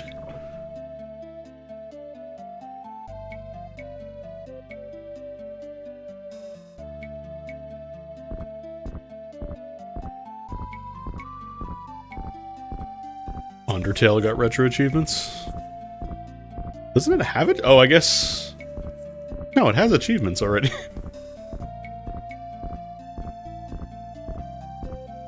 Or, no, does Steam not have achievements for Undertale? Maybe it doesn't.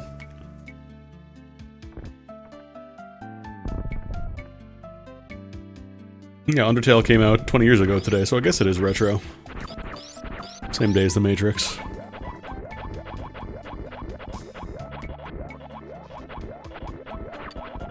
Yeah, this was the check I missed last time.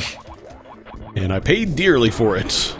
Because I thought this was behind the speed booster wall. It was not. That's a different check.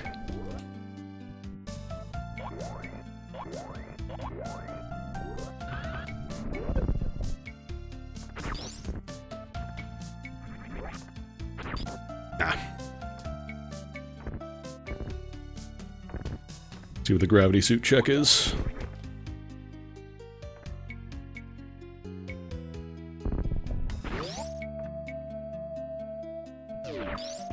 Wow, gravity missiles.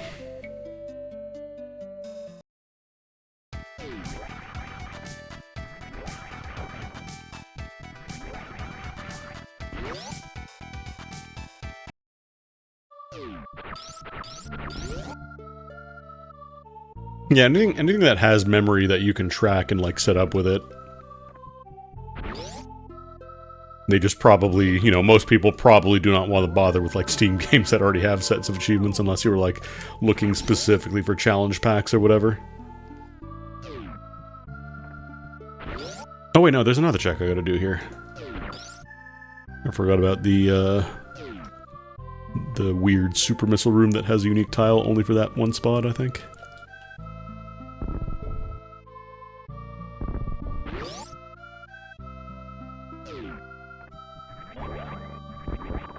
I love respin. Morty, I turned myself into respin in Super Metroid Morty. Great.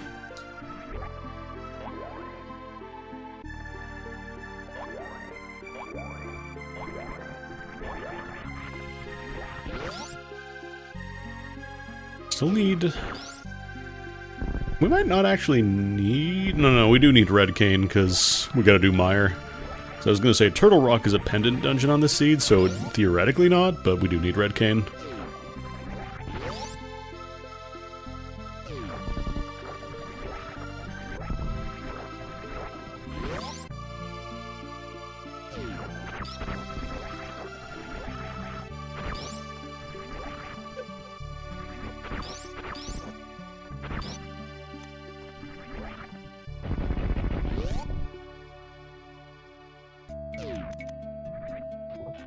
Right, I don't actually have to do that there. Could just wall kick up the side.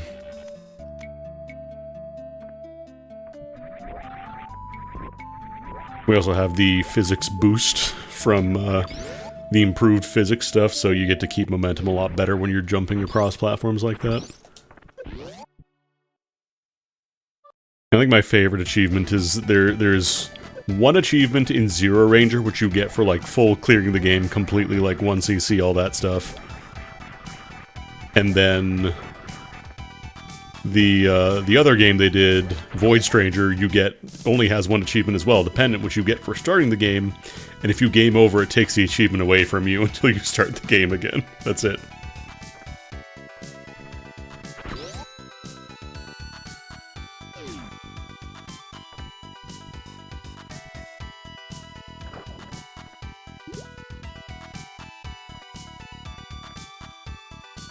Yeah, the pendant.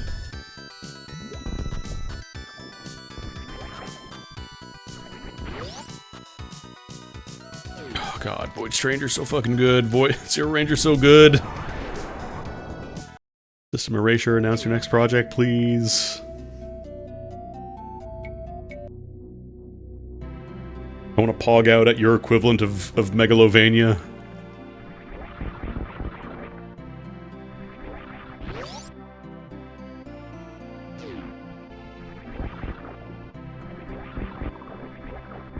And if you don't know what the System Erasure equivalent of Megalovania is, then you need to play both their games.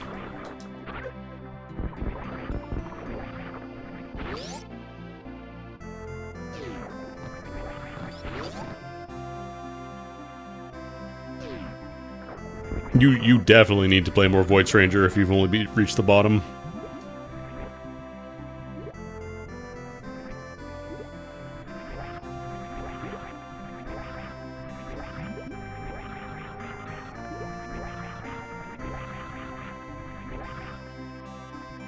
I still haven't even finished, like, the EX. This isn't, like, a spoiler or anything. This is, like, strictly accessible only through, like, ARG stuff that people found that they added in after the fact. I still have not finished the EX levels, because those are fucking diabolical. Yeah, that's the other thing with Void Stranger. It's, like, it's difficult to talk about because there's a lot of different ways to approach the game. But yeah, there's like an entire set of like bonus levels that are strictly just for funsies that are extremely difficult. And we're gonna use the access panel to get to Shack Tool a little faster here. There's no tracker, there is no information, there's only Shack Tool. Yeah, because that's, like, there are so many different ways to approach Void Stranger. Like, you can find stuff out of order that people would have ordinarily not found. Oh no! We gotta wait a second cycle. I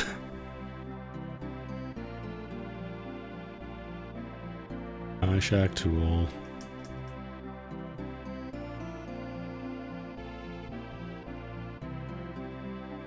ASMR calming and supportive Shack Tool breaks dirt for you.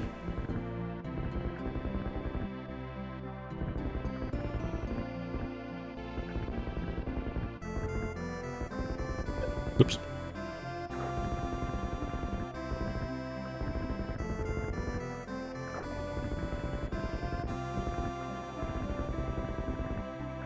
That was good, Damon. Playing a little bit of rando. Just enjoying some time with a good friend Shack Tool.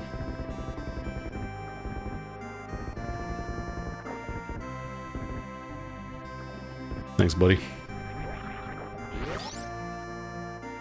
I do appreciate how, unlike most enemies, Shacktool, well, not enemies, but unlike most, like, things, Shacktool is immune to screw attack.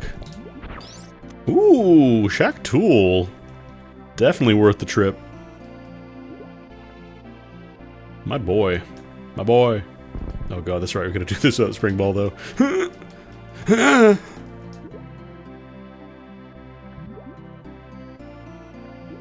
Please. Please.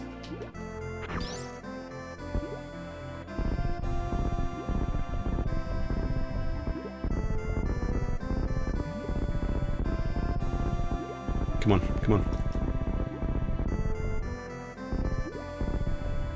There we go. I know it is possible to do that jump, like, maybe not frame perfect. I'm not killing Shacktool, not after he gave me a mirror. I couldn't do that. It's fucked up.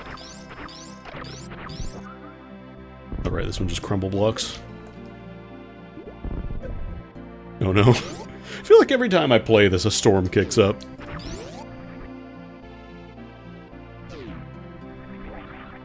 I just hear lightning and thunder in the background. Well, I don't hear lightning. Shut up, you know what I mean.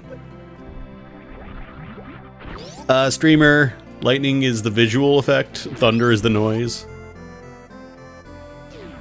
Betting against Shacktool, everything good. Thank God you didn't bet today. Oh yeah, that's true. I guess you could shut off high jump.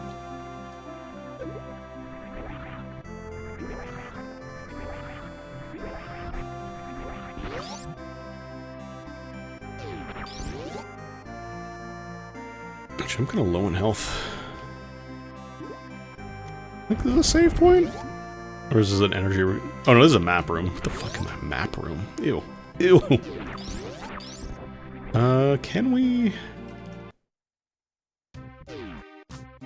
I'm just thinking we can fight Dragon. Does Cash Rando have, like, a safeguard in place if you kill Dragon and don't have space jump? Or are you just expected to, like, short charge or whatever? You get back out.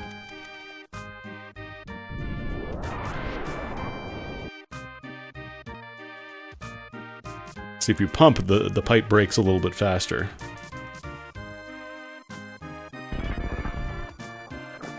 Gravity jump. But that's not cash, I guess. Pretty cash.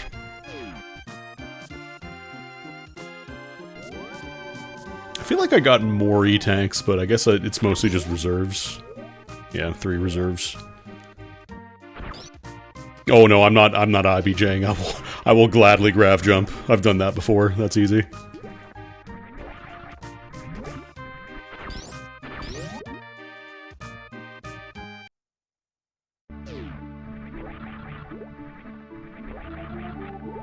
IBJ, the forbidden technique that killed my family. I've sworn to never use it. Oh, jeez. Really bassy thunder. If I suddenly drop, you know why.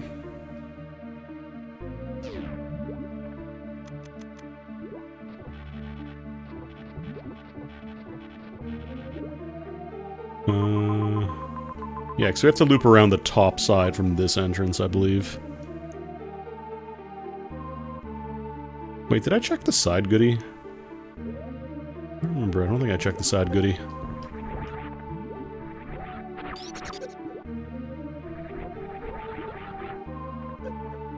Out of the way, you. Oh no, it was just bombs, right? I immediately purged it from my memory because it was that inconsequential. We'll check Turtle Room while we're here.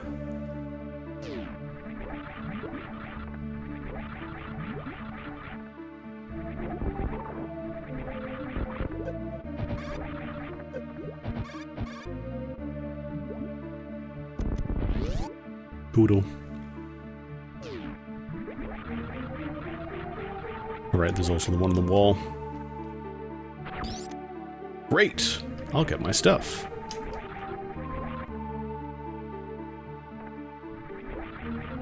Go see what this is, because I think you can just see it on the platform, right?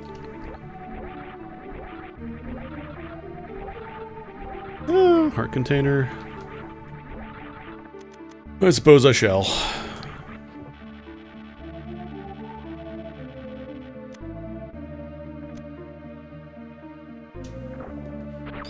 If it was a piece of heart, I would have skipped it for sure, but a full one, eh, might as well.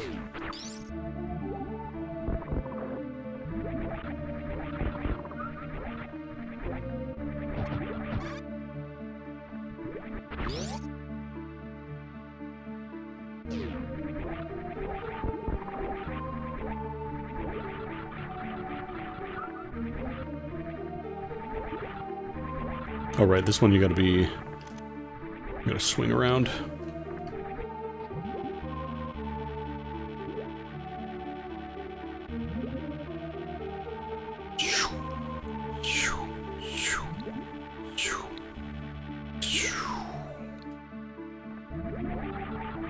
I think you can also... Actually, I wonder if short charge works here.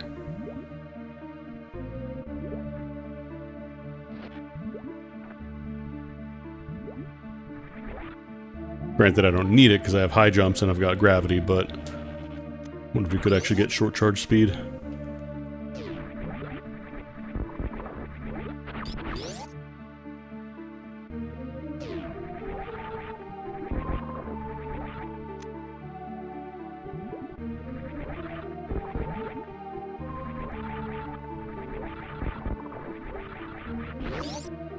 Getting a little better at navigating Meridia.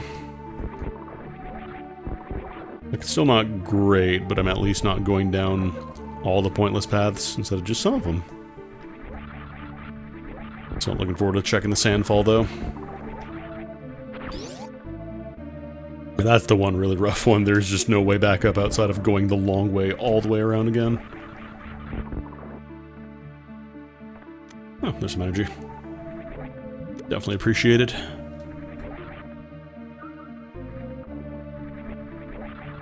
I think aside from the Sandfall, Meridia is not too bad. Like, the routing's a little tricky, but it's not, like, egregious like Ice Palace is.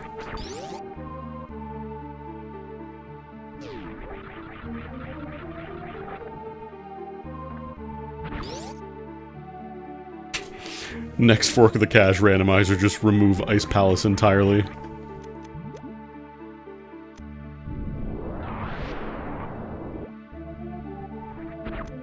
It's just that cache. We have deemed Ice Palace to not be cache because they officially nerfed it in a future update of the game.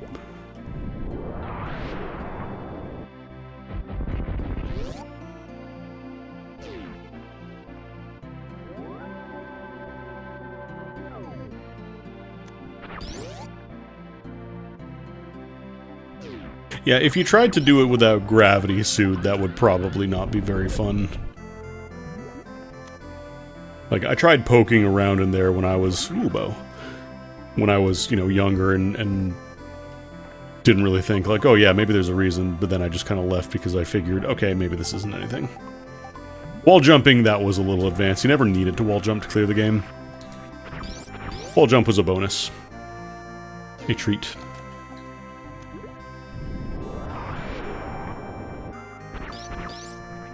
I bought my copy of the game used, so it didn't have the manual, so I don't know if there was ever explained there.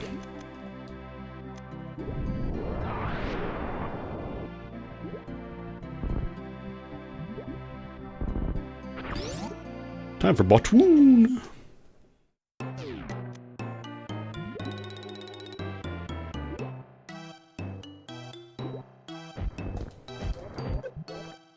Definitely using supers, because I do not want to use my dinky little charge beam.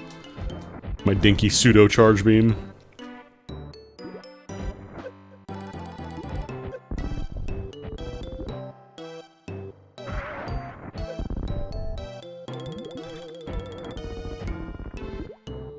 I thought the frame rate just tanks whenever I fire a super missile and he's fully on screen. Oh no, the animals do it as a tutorial, but also, like, you're not really shown any button prompts or anything, you just kind of have to mash around and figure it out if you don't have, was that ever in the manual? Because, yeah, like, there's a tutorial for the speed booster and all that, but, like...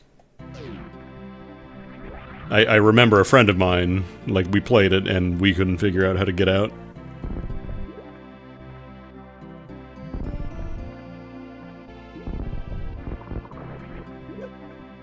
I mean, I don't think it's a terrible thing, just, you know, in a modern game they would probably just explicitly tell you, like, hey, you can use this to jump off of walls. Isn't that cool?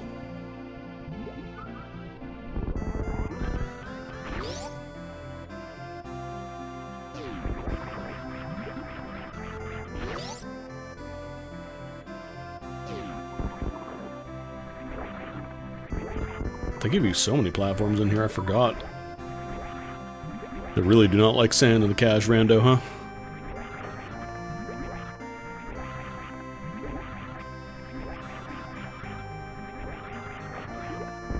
Because also Shine Spark. I don't think you ever need to use, like, the Shine Charge. Like, you have to use Speed Booster to break blocks, but I don't think you ever need to shine to, like, get out outside of, like, the area where it is forced to teach you how to shine, you know?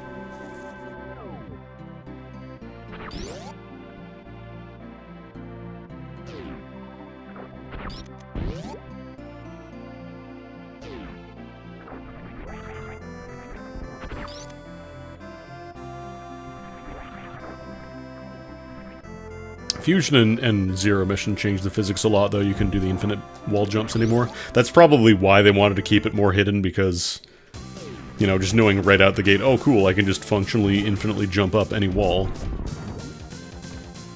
generally makes the game a little easier. I think it's cool as, like, a hidden thing.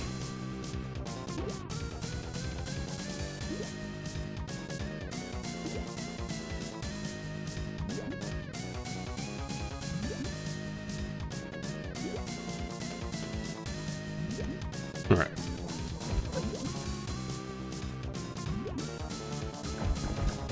I should have enough HP to do the grapple beam trick, but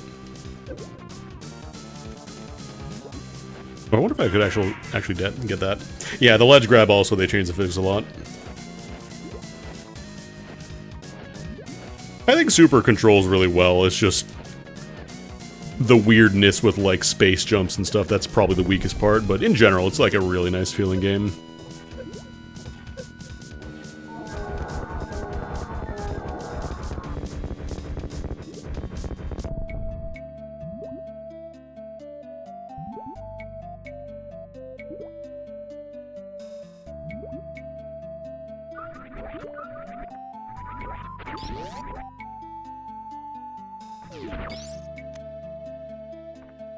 Bombs? Alright, I guess we got a gravity jump. Actually, no, I can just... Did they make this shorter? Or did they make this little ledge higher? I think this ledge is higher. So I swear you needed to either use gravity jump or, like, short charge to get out of here naturally. Without space jump.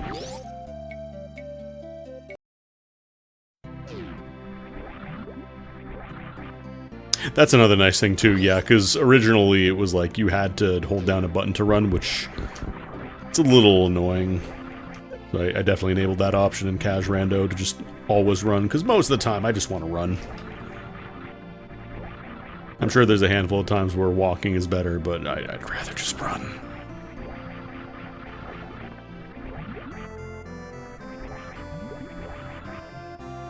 I could also go to the Dark World Lake. Does that do anything for me?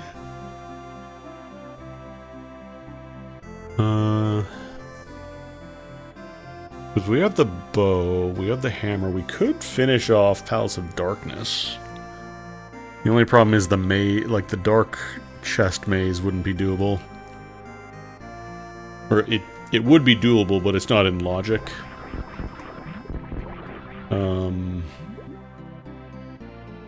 Oh yeah, that's right, we have Mirror too. Maybe I just go back, grab all the Plasma Beam, do the Sand Pit checks and all that. Although, I need to go from there.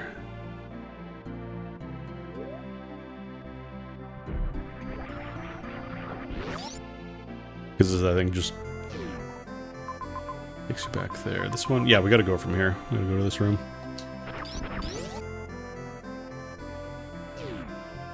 Eh.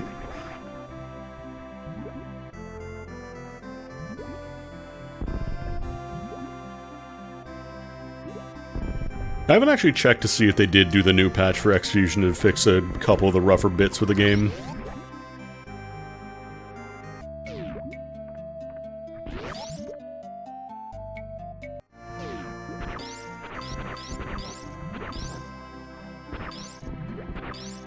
Because, like, I didn't really have a problem with enemies being a lot more dangerous in general. My biggest issue was just certain bits, like in the final section, where there were just so many instant kills, was not very fun. That's kind of where I just pulled out the rewinds, because, like, it's a little much.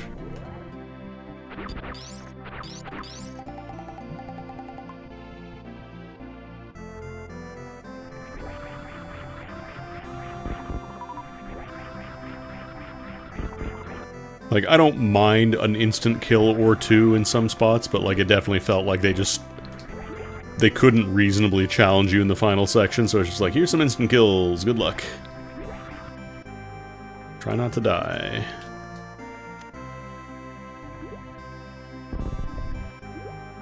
Alright, well, Sandpit left was kind of stinky. Or Sandpit right, I should say.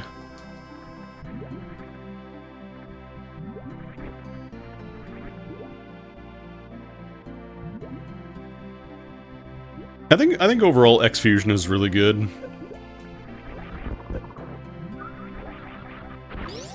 I loved what they did with, like, the Crocomire fight.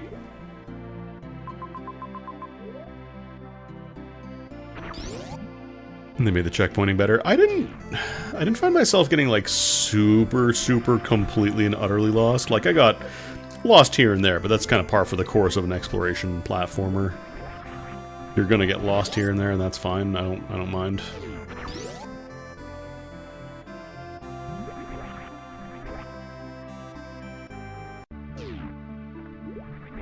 That was always kind of one of my big issues with Super Metroid, is that once you got a couple of energy tanks and the suit upgrades, you were functionally immortal. I felt like X-Fusion did a pretty good job of making stuff dangerous, but not like just stupid, haha, crab touched you, you're dead now.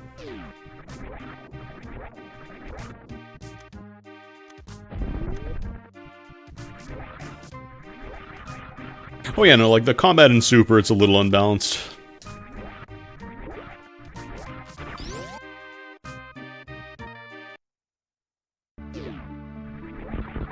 Enemies are either, like, extremely dangerous if you're trying to get in places you're not supposed to be without suits, otherwise it's not really that dangerous.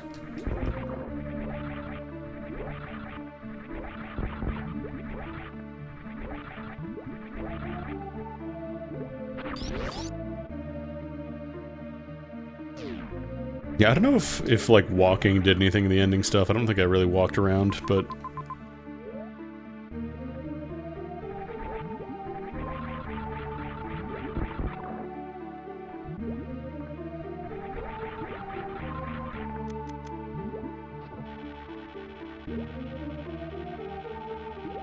Also, some parts of the SAXs were maybe a little rough.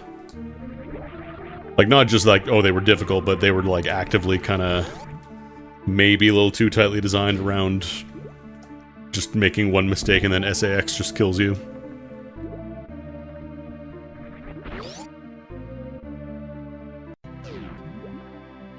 Aside from that, though, really solid hack. I liked it.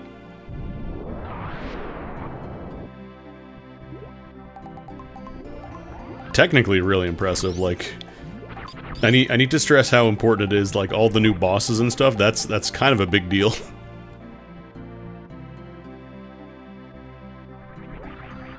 Because there's a reason most ROM hacks just use the existing bosses or maybe tweak them a little bit.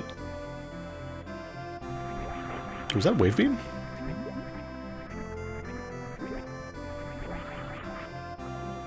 Oh no, that's Hot Sword and something else. What is something else? Wii U, forge your weapons. Definitely want to grab the red sword at the very least. Right, that's Grumble Block. I don't know why I thought that was just like an exploding bomb block or something.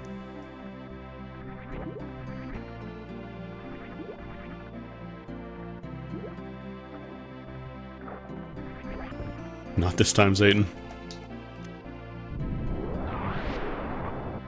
Ooh, flute. Dang. Oh no.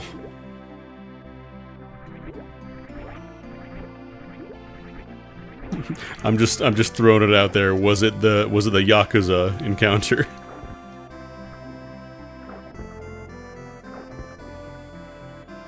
Okay, let's try turning off high jumps here.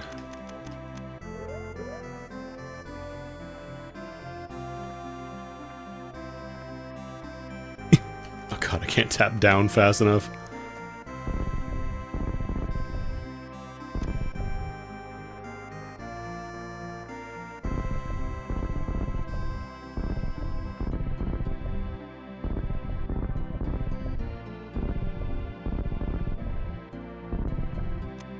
Tempered.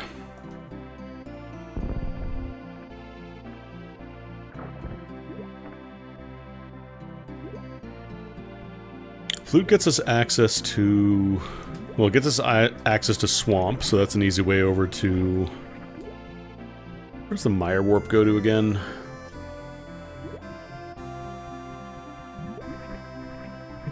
Or was Mire Warp the one that goes to Dark World Lake? Genuinely don't remember where it takes you.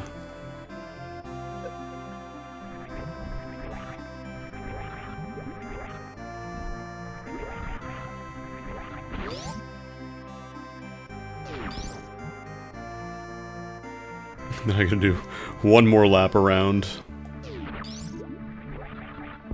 Oh, right, I keep forgetting here's where the gate is.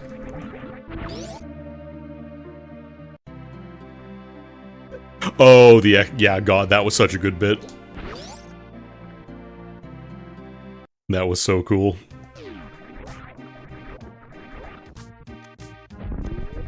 Ah, you play the GBA game. You think you're smart, huh? Die.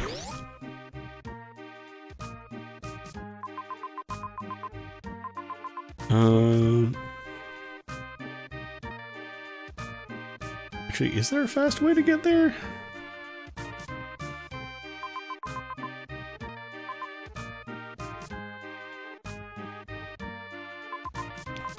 Oh, I should have gone right after falling through the sand pit, because then I could have taken the elevator to the plasma beam room. I should do that check. I really don't want to leave that. Alright, high jump boots are off. I'm like, why my jumps suck now? I know we're in water, but I get gravity.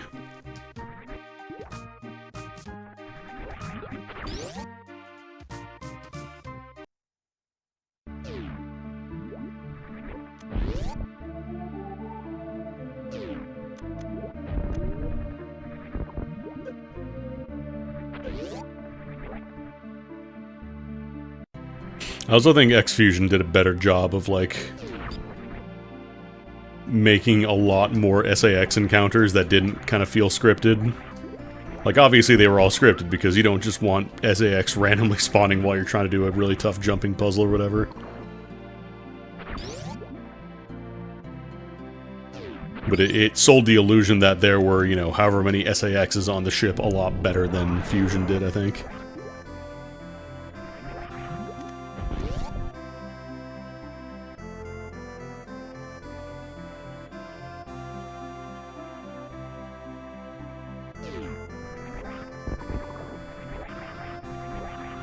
I haven't actually played a Metroid ROM hack in a while since X-Fusion. I think that's basically been it.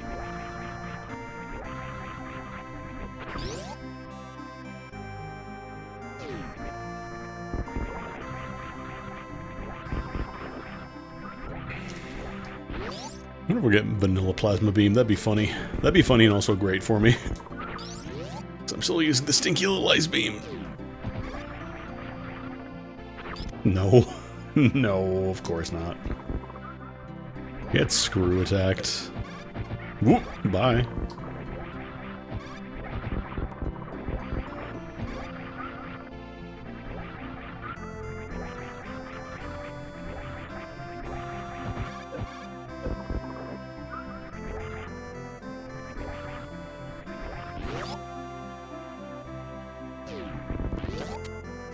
Oh god, I killed him so quickly it made the weird sound happen.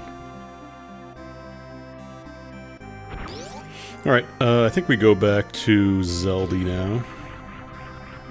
It's the fastest way to get out of here. Probably just take elevator, go down to Norfair.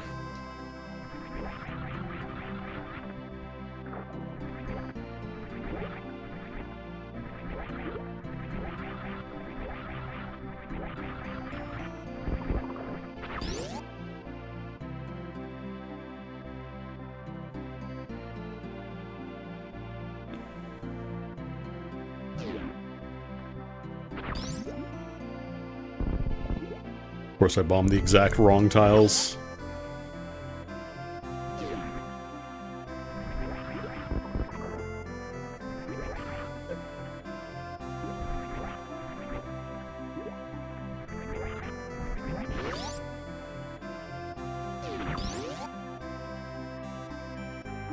Okay, we're finally done with Meridia. If there is a way to quickly get back up from the sand pits, I think that would be like the one change I would make to Meridia. Because unfortunately when you're in a rando context, you kind of just... Unless you're already in go mode, you kind of need to do those checks. Because getting back to them is a pain in the ass, and once you're in the area, you might as well. I should save. I could clear the rest of Norfair, I guess, but also there's a good amount of stuff I can do in Zelda.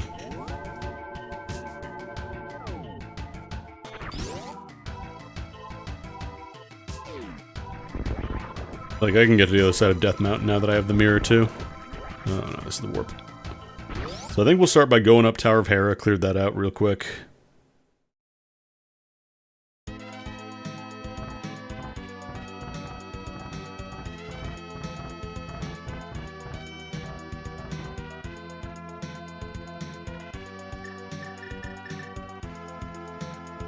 The one thing the Cash Rando doesn't do is it doesn't do like the boss token, which I think is a pretty cool idea.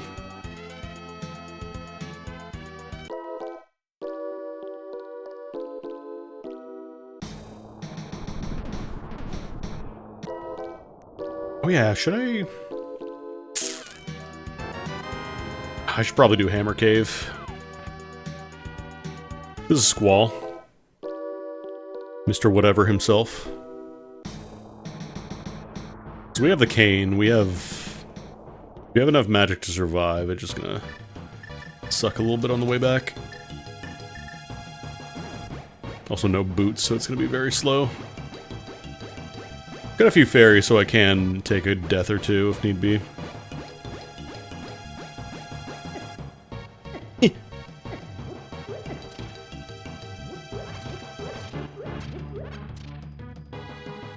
I'm not sure if this is enough to face tank all the way back. You know what, I'll just save and quit. I want to hang on to my fairies in case I need them in a dungeon. Plus the warp is right here anyways.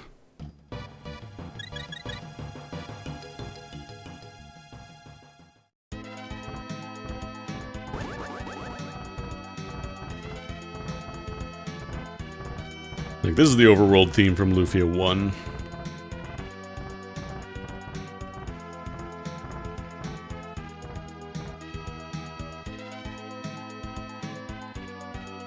I really like the battle themes, because they brought them back in the DS remake.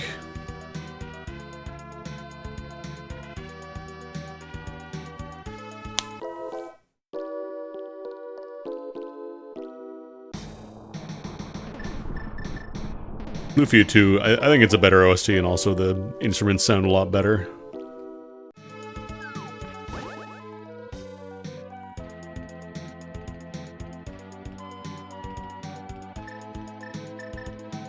Alright, what are you?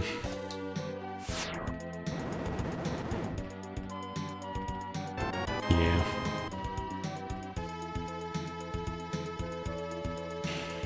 Moldworm should be a pretty quick fight, though.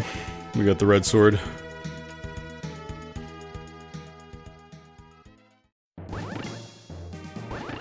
Yeah, like, this is the dungeon, well, one of the dungeon themes from Lufia 2.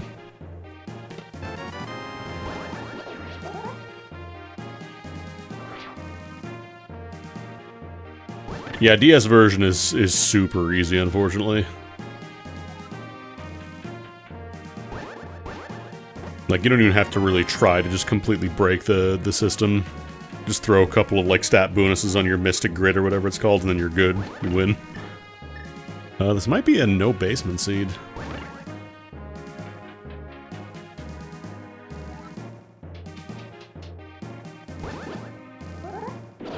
Oops.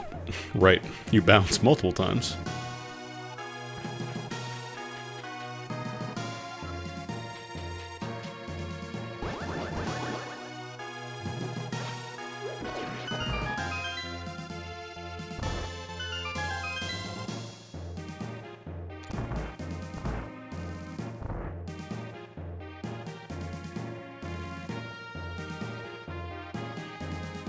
I know I've said it a billion times, but I would love to see like a modern Lufia game.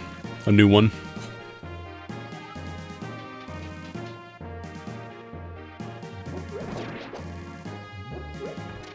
Wait, hold on, Monkey's Paw. I'd like to see a new Lufia game and also a good one. And not, what's it called? Lufia Legend Returns. The GBA Lufia was not great. I think Square Enix has it right now.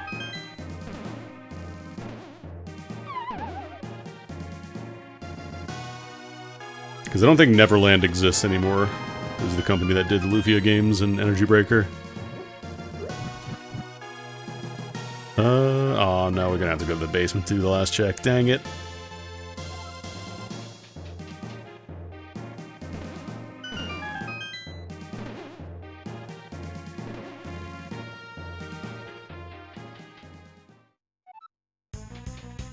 The problem is a lot of like the remakes and new stuff and all that, people don't really buy them.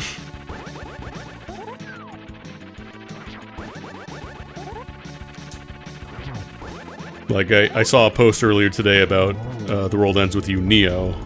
How it's, I think it's like a 5-year anniversary now, and like, there's a game that was fantastic. Excellent game. Loved that game. Nobody bought it. Oh no, this is a pendant dungeon. I thought this was a crystal. It's a desert? I think Desert Palace is the crystal dungeon.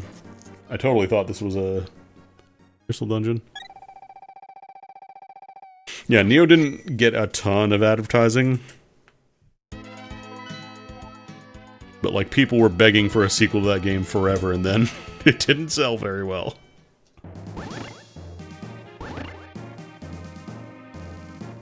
Which, by the way, you should play The World Ends With You Neo, because that's fantastic.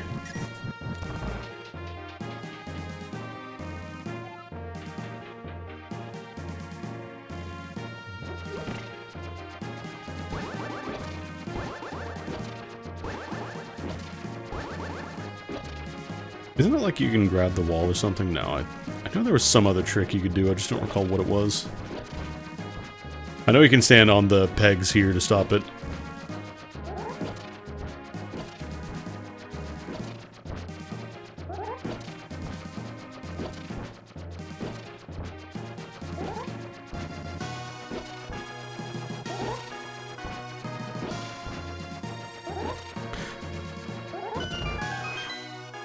Yeah, no, I get you though. With all the games coming out. So that was kind of like they were really, really big on their HD 2D stuff. Like the Wild Arms... Or not the Wild Arms. The Live Alive remake came out.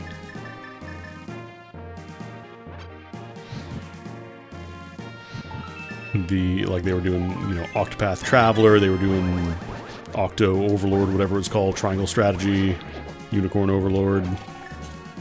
Alright. Yeah, Star Ocean Remake, apparently that's very good as well. Another one I would like to try at some point.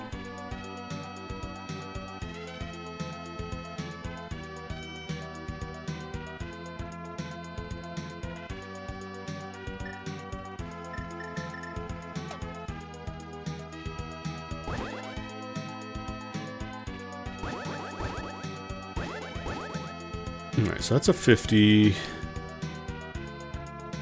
Was this Spiral Cave? Unicorn is Vanillaware Atlas. I could have sworn that was Square Enix.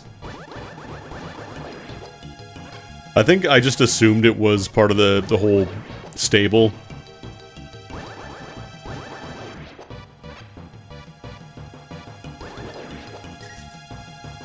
Well, the Dragon Quest remakes as well. They're doing the HD2D stuff with that, with the exception of 7, which was 3D. It's another game I'm gonna get back to. The Quest.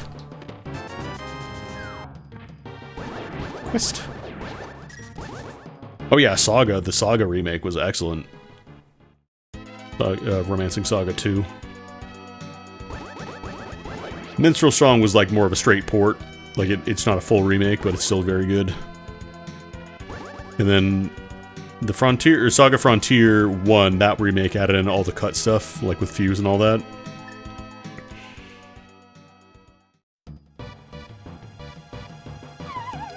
Yeah, Romancing Saga 2, I think, is kind of like the most, like, if you like this, you will probably like Saga games.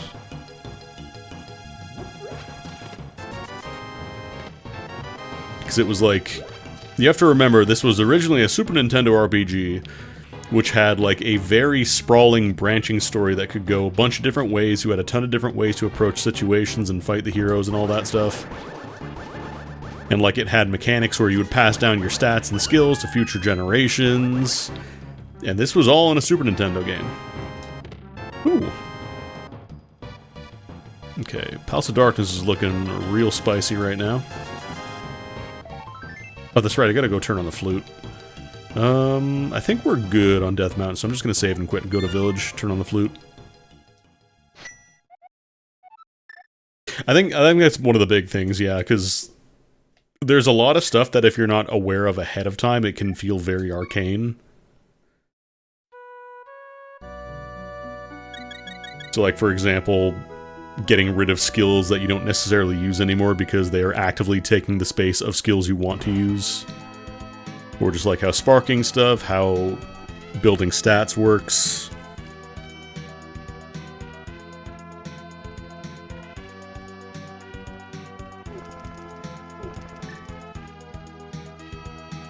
Yeah, Romancing Saga 2 is really cool.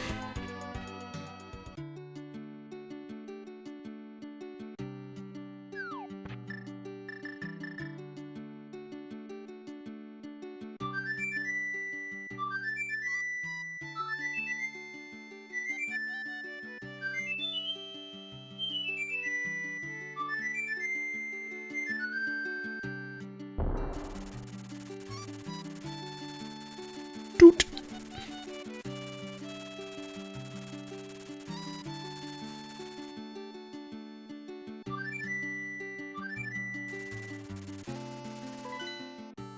Should I just go? Oh no, I can't actually do Mire yet because I don't have mitts. What's the fastest way to get to Dark World? Probably just go to the village entrance, I think. Because this one you need Titan, I believe. Yeah, I think we just go to the Dark World, or Skullwoods from here. More fonts should have Unicode ducks in them.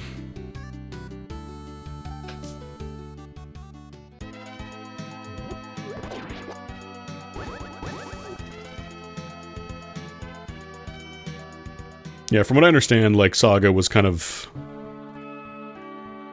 FF2 was the first kind of experiment with Saga-style mechanics, and that kind of branched off into Saga. Like the Game Boy games, which got released here as Final Fantasy Legend.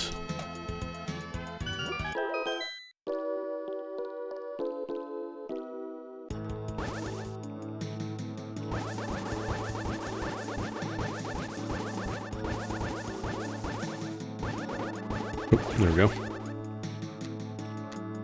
And then Romancing Saga we never got originally.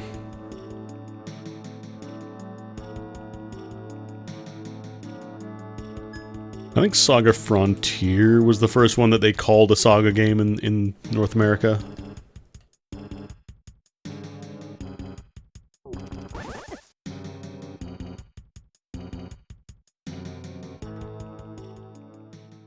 Because yeah, we never got any of the Super Nintendo Romancing Sagas.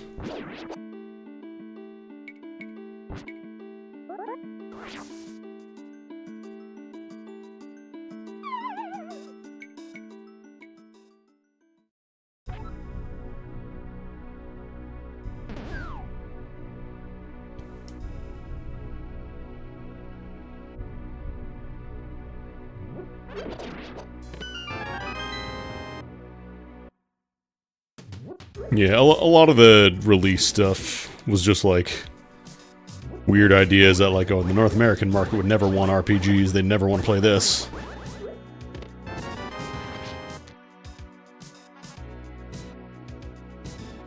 Like, I think the idea was that they were going to release Final Fantasy V as Final Fantasy Extreme. Because compared to 4, it was generally harder.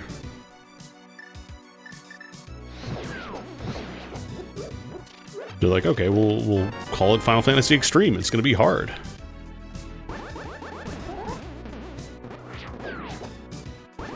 I mean, it depends who you talk to. Like, some people definitely say, oh, and the Super Nintendo was the Golden Age. And then other people would be like, the PlayStation Final Fantasies were Golden Age.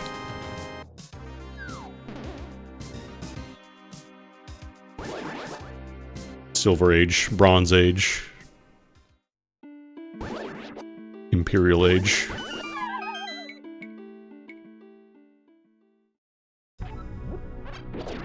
I did miss out on the PlayStation Final Fantasies when they first dropped, though. Do I have a big key? I do have a big key. Oop, come on. Come on, Squall.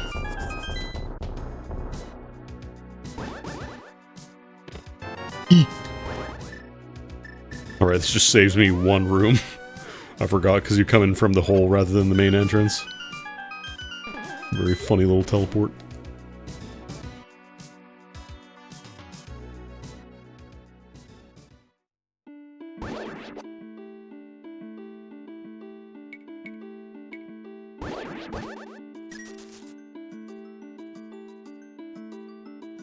I never really played. I played like a bit of a demo for one of the Crash Bandicoot games. Right.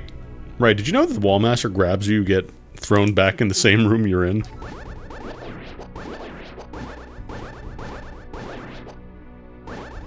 Chat, did you know?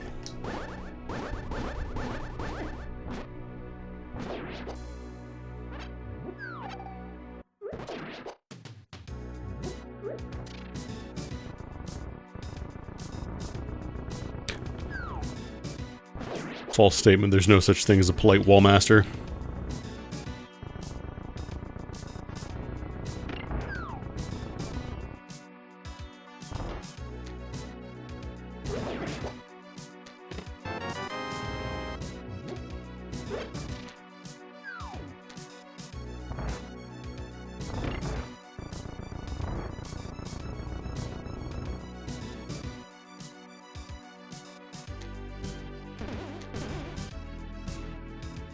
Yeah, there's another key in here, too. It's the other pot.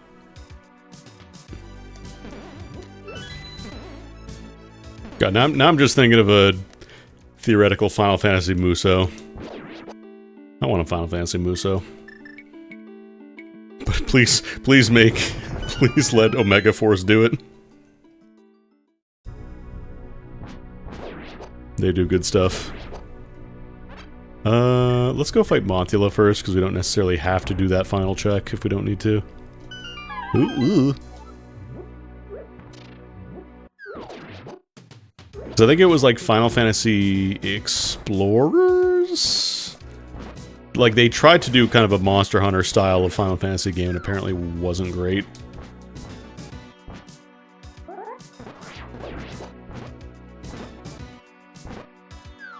Yeah, that's true. I guess there is a Dragon Quest in the Muso games. I don't think they're gonna make the next Dissidia Muso game. I feel like Dissidia at this point is now just whatever idea they have for their current gacha. God damn it. I attacked the wrong way.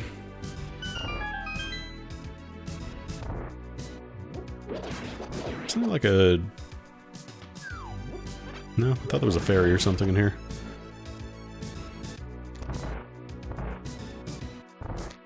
Like, I know Newbie really enjoyed Opera Omnia, but at the end of the day, it was still a gacha and it had many of the same problems a gacha had. Like, it did a pretty good job of incorporating the Dissidia mechanics of, like, you know, you have the break mode and all that stuff. But, like, watching some of the footage of the higher-end fights, it just felt very silly. It felt like very, you know, gacha, where you just buff up for 20 turns before doing anything. That old chestnut. Oh, jeez, the frame rate. I mean, I don't think it was big egos. I think it's literally just they wanted a relatively low-cost investment into gacha that could already use their existing properties.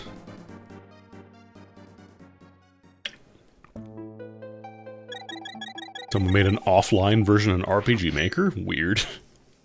Is it, like, actually accurate? Like, I do not consider myself... I played a little bit of it, but I would never call myself an Omnia head.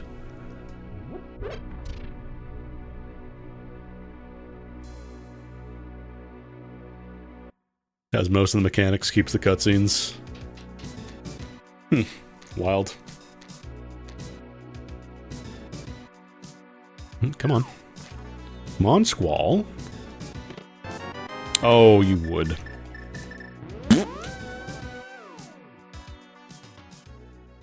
Let's swing around Bumper Cave.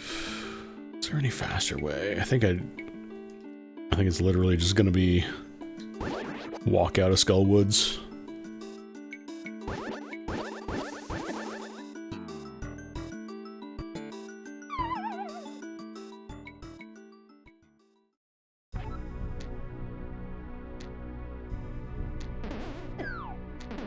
Oh, that's right, I gotta hit the switch.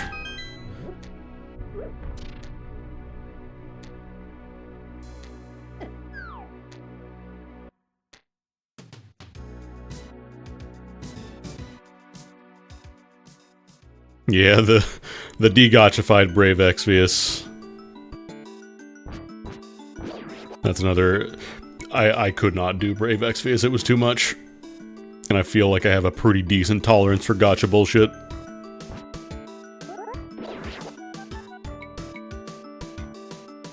Ah, there are new units. They're exactly the same as the existing units, but they have CG cutscenes for their attacks, which justifies us re-releasing them.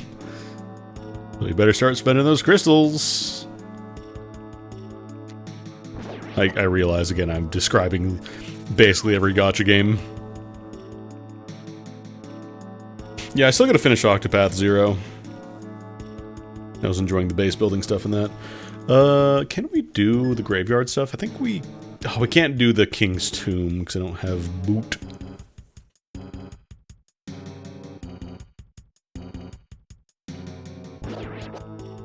I am hoping that it is at least, like, a good game underneath all the gacha bullshit, because, again, I could not get into the story knowing fully well that I was probably going to drop the game within a month, which, surprising nobody, I did.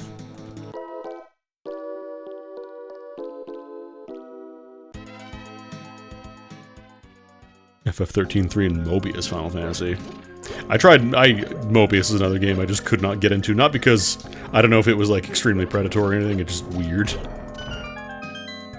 Ooh. King's Tomb paying off.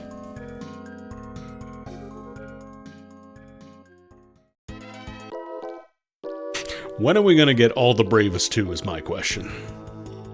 About time for a sequel. I need an updated version of the Final Fantasy equivalent of jingling car keys in front of my face.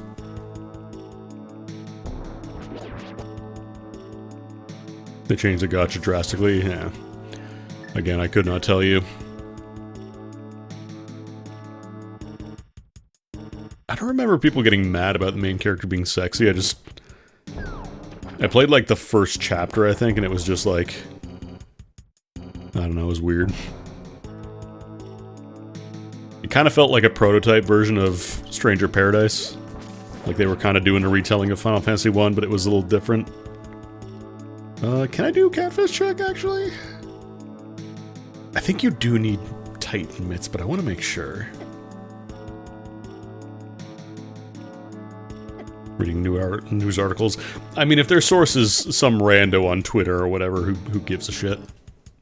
People are going to be enraged about literally everything. So many resources and gotchas that die after a year because they're relatively cheap to make relative to full-blown games. That's why.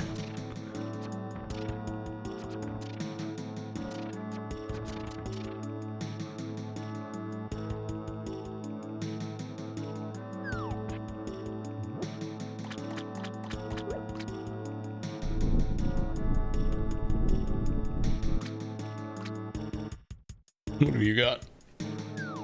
Trouble. I love how one of the few remnants, like, still existing remnants of Mobius is fucking Puzzle and Dragons of all things. Because their Final Fantasy collabs had Wool. I think I have a Wool, actually. He's not very good, though. I don't think they've run Final Fantasy collab in a long time. Puzzle and Dragons has been, hurting real bad. Like, you can tell they have just they're just very much holding pattern. Power creep, number inflation.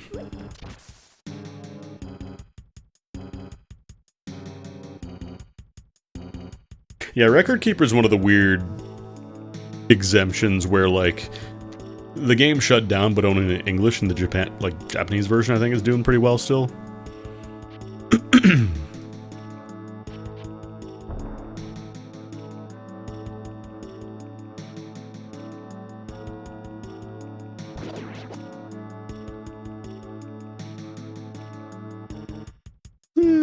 Yeah, sure, I'll pick that up. No, Pazzles never had... Okay. Pazzles had one line of dialogue when you started a new account, and that was it. That was the story. Everything else was just go do dungeons. And they tried to add more story fairly recently. Like, they added story chapters where, like, the characters actually talk to each other and stuff.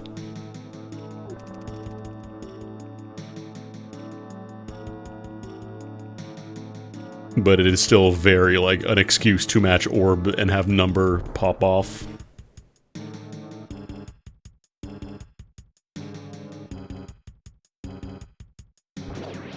I'm sad that we don't have every Brother Dank post, every Jerry post.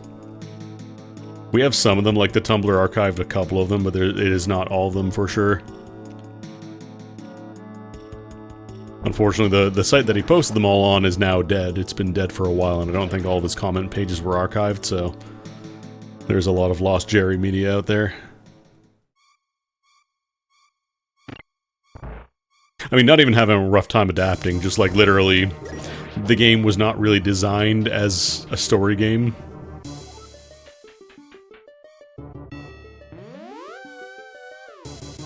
Like, it's mostly just the exact same stages you've been doing already, but you're locked into fixed teams and there's some cutscenes and dialogue, and that's kind of it.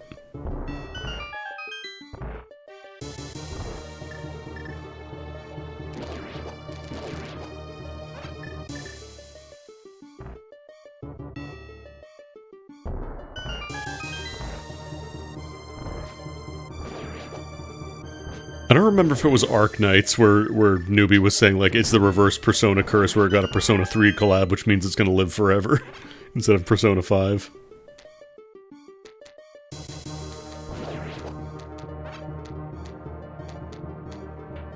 Which, I don't know that it's gonna live forever. If you played Persona 3, the entire kind of point to the game, like, the thing that literally shows up in the intro is the Memento Mori line about remembering that everybody someday is going to die.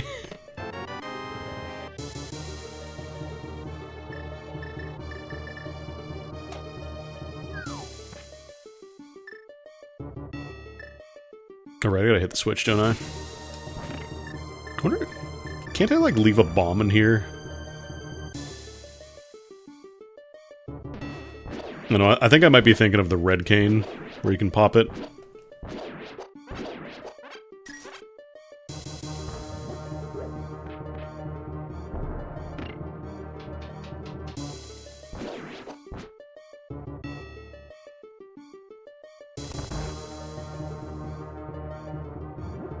I mean, Persona 5, I think, is the biggest one. They've been kind of milking that cow.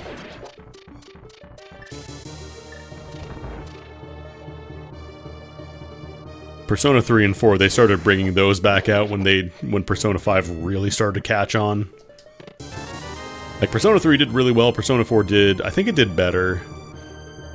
But it's still not to the point of, like, mainstream, like, the average person would not know what Persona was. Like, the average gamer.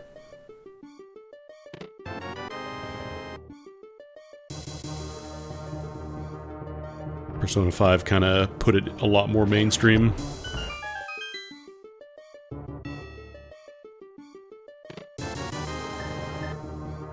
I don't know if Persona 5 Royal is... I only played the base Persona 5, I never played Royal, because I see it go on sale for like 10 bucks every now and then, and I'm kind of tempted, but then I remember how much of a time investment that game is, so I'm like, is it worth it though? I mean, they were pushing 4, but it was not like, I'm just saying it wasn't nearly as popular. Like, they were getting, you know, residual money from doing Persona 4 dancing and all that stuff, but Persona 5 really popped off. Like, there would not have been a Persona guest character in Smash if it was only Persona 4, let's say that much.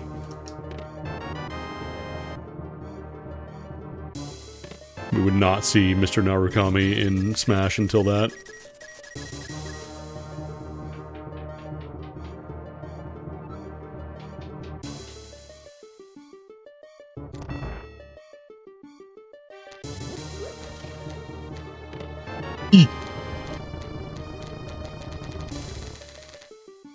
I do wonder what they're gonna do for 6, though, because, like, they've shown exactly nothing about that game aside from, we're making it.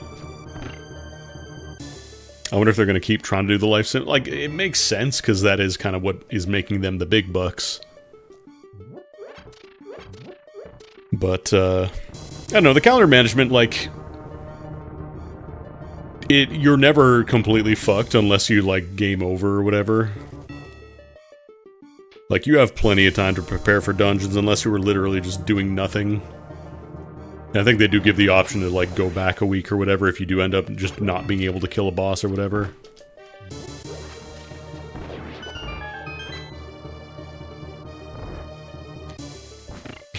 They gotta make the calendar management more punishment. They gotta remind people that this originally came from the visual novel school. This came from the dating sim. They gotta know what it's like to fucking defuse a bomb playing Tokimeki.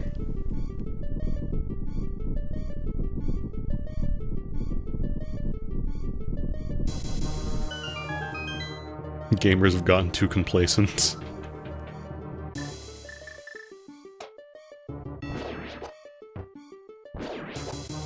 Your party member should die permanently. God, that'd be a wild Persona game. Because, like, the framing for the, like, Persona 3 and 4 is, like, a lot of your party members, you kind of have to rescue them from the calendar-mandated bad thing event, where if you don't save them, then it's just a game over. But, God, that'd be an interesting concept. Or if you just don't save that person, you just never get them. Just have a run where you just don't save anyone, you just completely empty at the very end. Nobody tells you to get back up, Fighto, Fighto for the final boss. It's just you.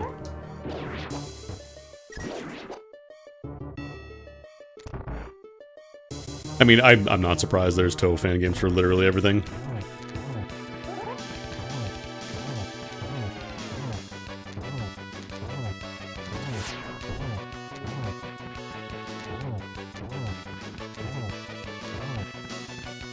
I know there's a couple of games where, like, the idea is you can have party members and potentially lose them forever if you don't do the right thing or whatever to recruit them, but... Oh, you're dead already.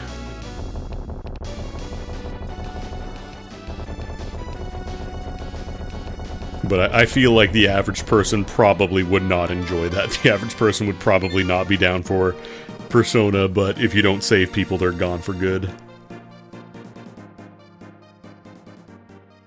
Red Squall. Oh, it's weird seeing Squall smile.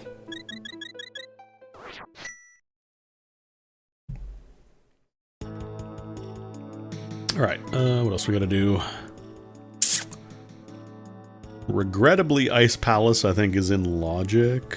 Actually, no, don't you need... I don't think you need Titan Mitts. Probably go do Swamp next. I think Swamp is the play.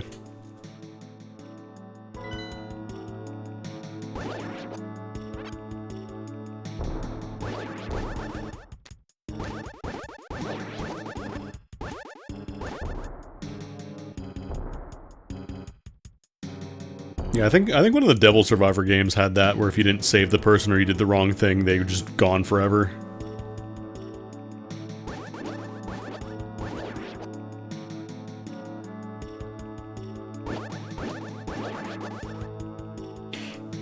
I tried the Devil Survivor games, but I wasn't jiving with them. Not even the time management stuff, just wasn't having a great time.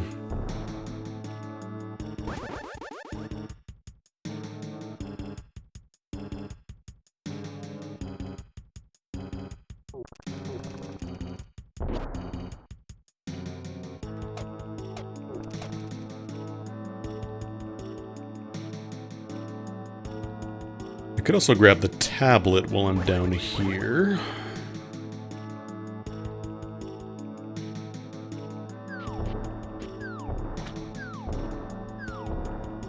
I think for the people that enjoyed them, they were, like, generally considered good. It's just, you know, it wasn't a mainline Persona game. It wasn't a mainline Persona, it wasn't a mainline Shin Megami Tensei, so... didn't get a whole lot of, traction. Especially, this was back in, what, 2009? So probably still... SMT was a little more niche.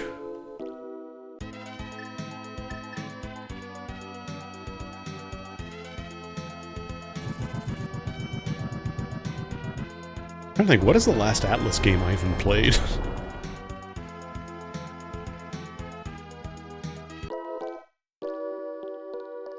Like, one of the things a lot of people don't like about Persona 3 is the fact that, like, characters kind of do their own thing.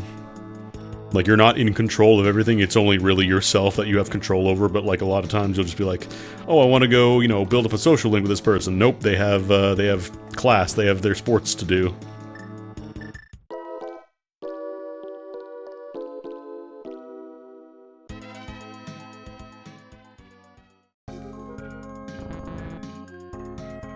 It also had a lot more punishment, like, you were able to reverse a lot more social links in 3 compared to, like, 4 and onward.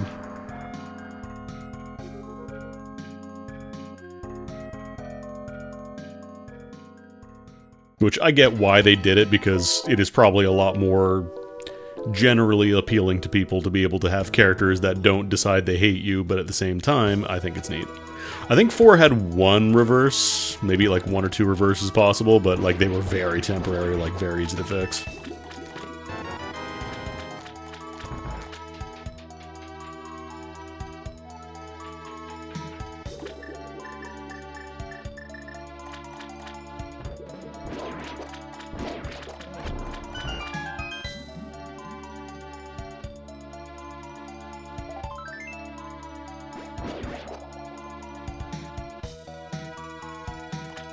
And then 5, I think it is technically possible, but you kind of have to be actively trying for it.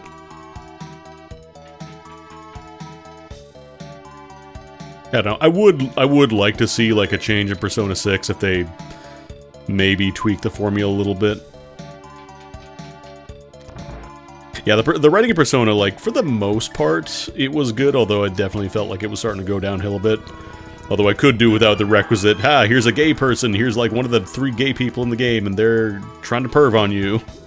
I could do without that part. Hoshino just doesn't get a paycheck if he doesn't put some completely unfounded gay panic in the game somewhere. I know they did change it, and I think they made it, like, less egregious in the recent releases.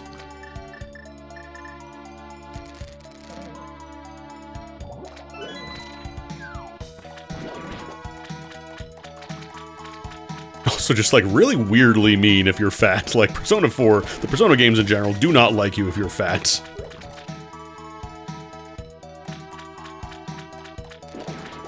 Because I'm thinking of, like, Hanako from 4... was like the only fat person in the game, and she was the worst person in the game. And then there was the principal from 5, who was also one of the worst people in the game. Yeah, Persona 2, the writing was really cool. Persona 2 was also a lot more adults. Do I have the big key now?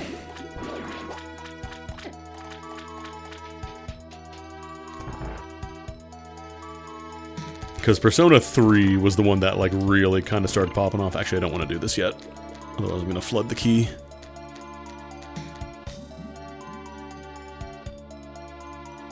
Well, I think there were cut lines for Persona 4 where Yosuke was originally a love interest. Like, there were lines where he's talking about, you know, dating the main character, but...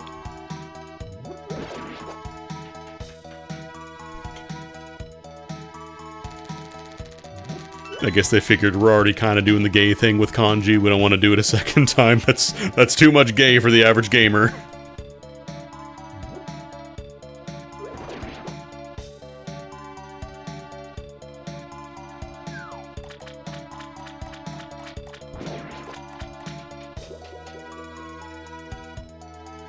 Like, I get what they were going for, but it definitely felt a little rough. Definitely could do with the remake they're doing for 4. It definitely could do a much better portrayal, I think. Because, like, I understand, you know, you could make the argument that Yosuke is a shitty teen. Of course, he's going to be like, you're not gay, are you? It'd be weird if we slept in the same tent. Wouldn't that make us gay?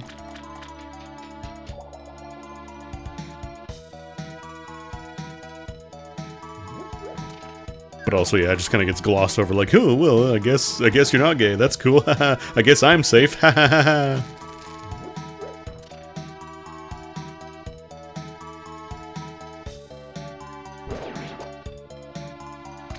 mean, I don't think that's necessarily the wrong thing. Like, it's totally okay for guys to like feminine stuff. It's naturally something that, especially at the time, would have been a lot more egregious for a guy to be into, like, sewing and stuff. Like, it was still kind of the tail end of the 2000s, so we were still very much in the Attitude Era of, like, guys like shooting things and manly stuff, and if you don't, you're gay. Like, that definitely would be a thing that would happen to people at the time.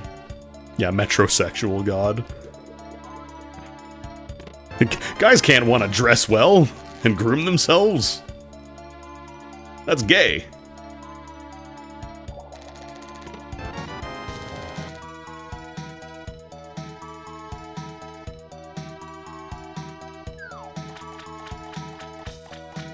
Just in the remake, a part where everybody just surrounds Yosuke and says, "Shut the fuck up, dude. Shut the fuck up. Just stop. Just stop. Just fucking stop." Because the remakes, like, they didn't change the time frames or anything, right? They still take place in the same years that they did in the original games. Honestly, one of the weird, like, evergreen bits of Persona 4 is that they were still using flip phones, which, like, it kind of nails the whole thing where they're, like, in a kind of a backwater country town. Well, no, I know it takes place in 2011, but I'm saying I think the remakes also don't change that time. I don't think they touched that for 3 either, so...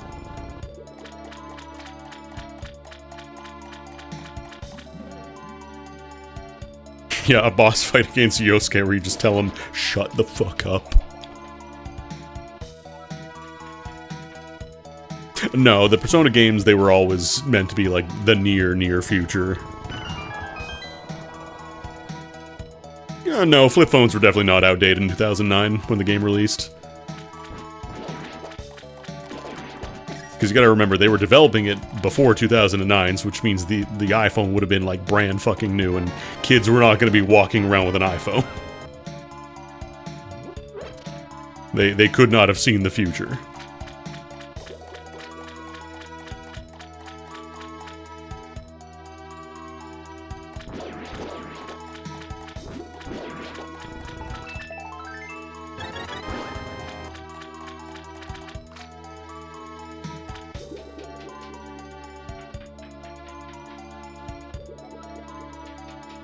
But yeah, flip phones were still very much popular around, like, 2009 when the game came out. And I understand that it's set in 2011, but I'm probably not going to go back and change the entire setting of the story and have everybody get on Google Maps and all that stuff.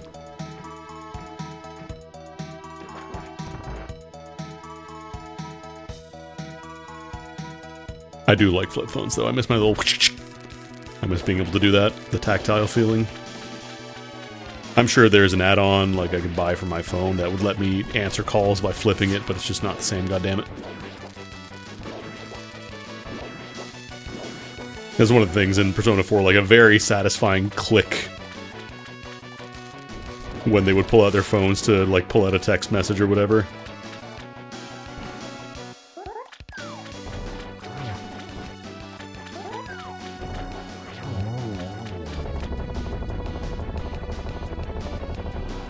Great.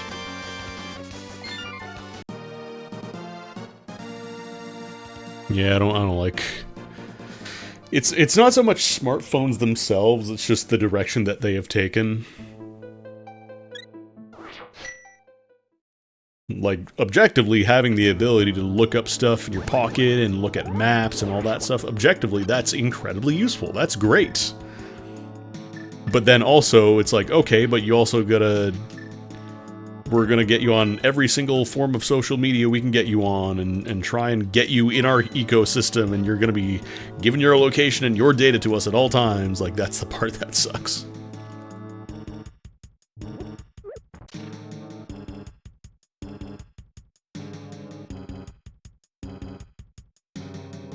Oh, frame rate.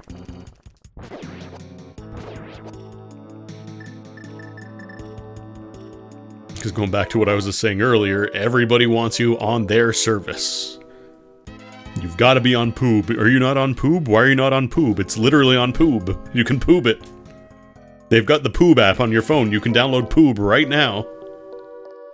Oh god, I really, really hope they get their head out of their asses with the closed system shit. That is actually beyond the pale.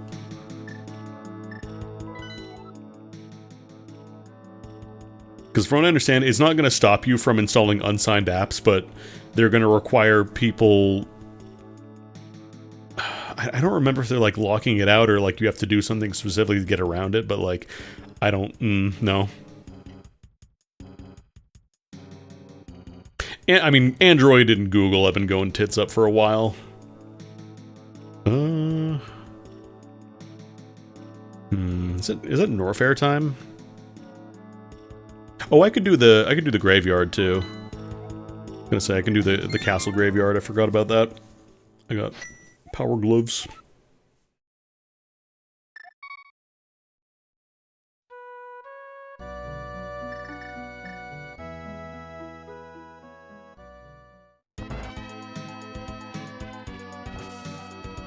Because, like, I was setting up my Thor when I was setting that up. I use a program called Obtainium, which, you know, involves a lot of APKs that are not necessarily signed, and Google would like you to stay in its ecosystem because that's how you don't install AdBlock.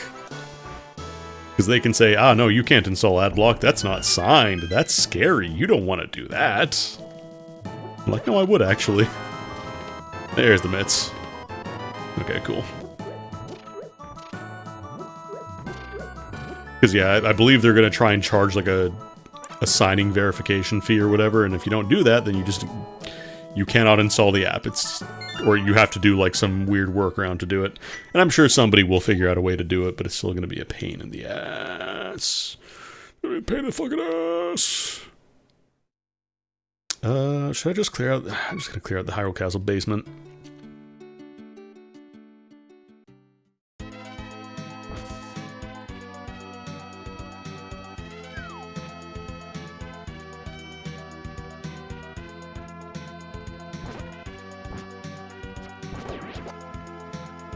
Pretty soon we're going to be installing Linux on our phones.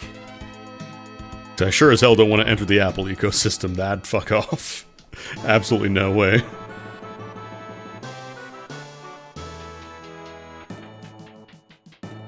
At the very least in Canada, they made it so you can't sell carrier-locked phones anymore, which is really nice.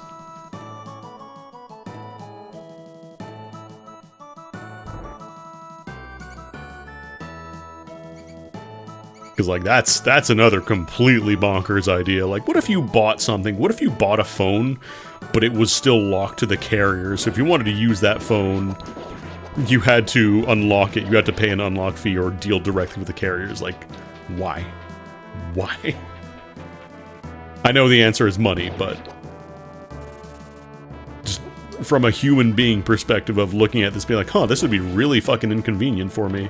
Somebody still looked at it and be like, yeah, that's okay. That's cool. Okay, do I want to go do Meyer? Well, I can't finish it, though, because I don't have the cane yet. Maybe I go to Metroid. Because Norfair, it should be fully clearable, with the exception of, like, lower, because we don't have that. But we got Wave Beam now, we got all that stuff. I think Norfair is the play.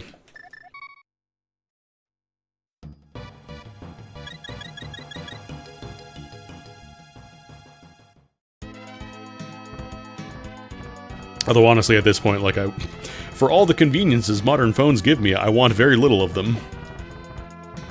Like, maps are useful, being able to look for things online is useful, but, like, I don't fucking want Instagram, I don't have an Instagram, I don't want to, you know, update my location on shit, I don't want to do it.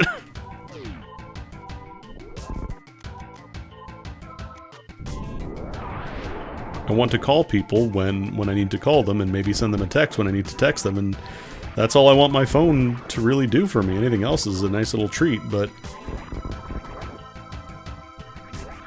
naturally people figured out ways. Oh, you want decent prices at McDonald's? You want to not get gouged? Install the app. Give us your fucking data.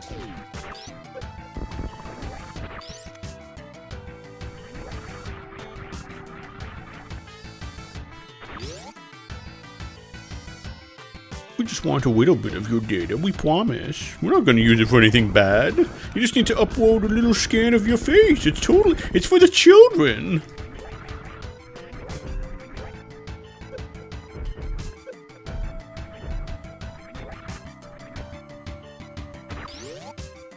So I have not had any McDonald's recently. I haven't had McDonald's for a couple years, actually.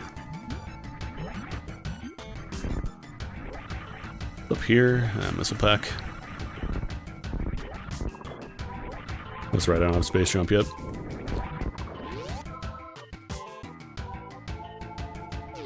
Like, I'm glad that YouTube Vanced, or whatever it's called, I'm glad that works now, but I wonder how long I have until they just push an update that just says, nope, none for you. McDonald's is still doing very well, unfortunately. Not as a restaurant, but as a landlord, basically. It's all the franchising and the land they own, basically, all the franchises. They collect rent.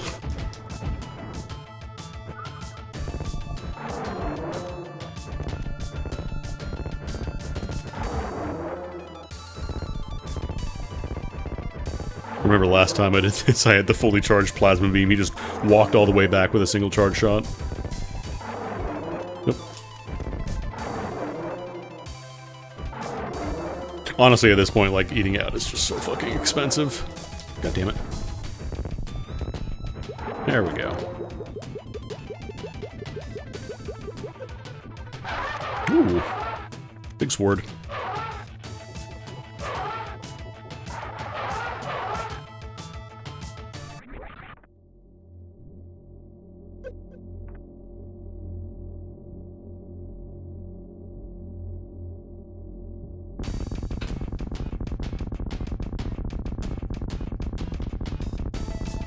Because, like,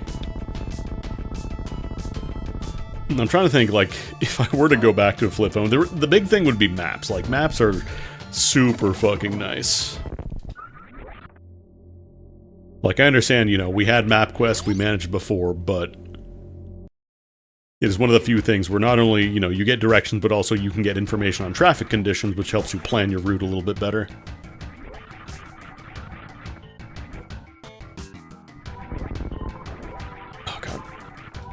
I'm trying to jump. No! I know I could just grapple over, but...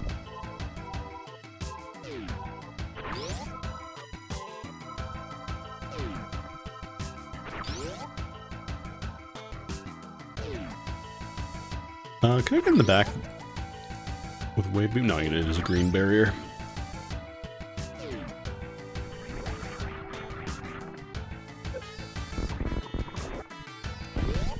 Problem is that, like, even as a phone, it's like half the phone calls I get now are just complete spam, just automated bots. It sucks. Taser.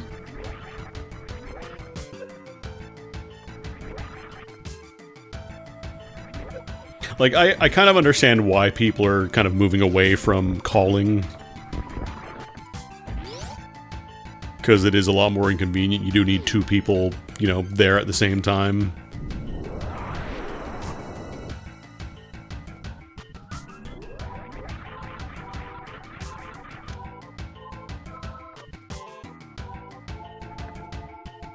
Whereas you could, you know, just text or leave a message or whatever.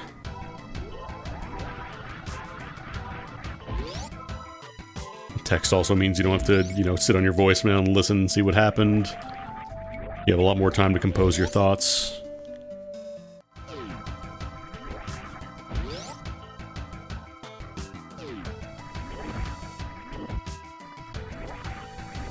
The only thing smartphones gave me is puzzles now.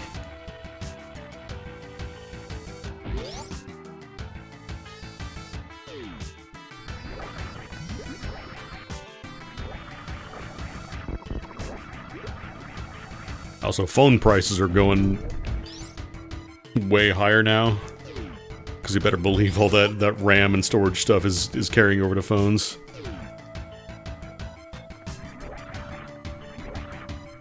But it's like... You're making the processor faster for what? So I can continue to not use all these apps? So I continue to not fucking play Genshin or whatever that they really want on my phone?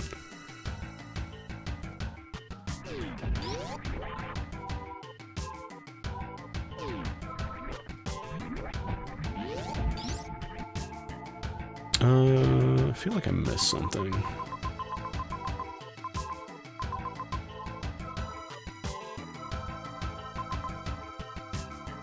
So I got the item across from Crocomire, just an update on the map because I did that. Like I got it before the cutscene played. I think we're good in Norfair now.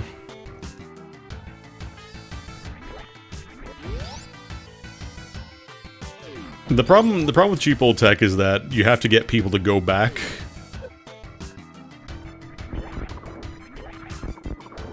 I mean, some of the money is going to the camera, sure, but a lot of it is just the processor is marginally faster. You can look at YouTube a little bit faster.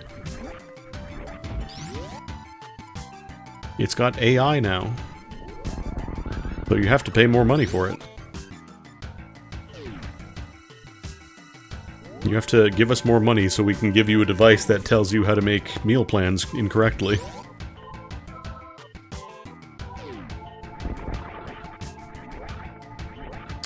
I'm trying to think, where do I want to go from here? Oh, I guess with the mitts, I could go do Death Mountain, Dark World. Well, CDs and vinyls, those have always kind of been more of like a luxury thing. Like, you are doing it specifically because you like those and not because you need them in your everyday life. Whereas phones are like, okay, I use this for everything. Why would I want to go from a device that gives me maps and access to YouTube and all that stuff to something that cannot do, you know, YouTube? Why would I want to go back to a flip phone? And a lot of people, Pandora's box has been opened. That's not getting closed again.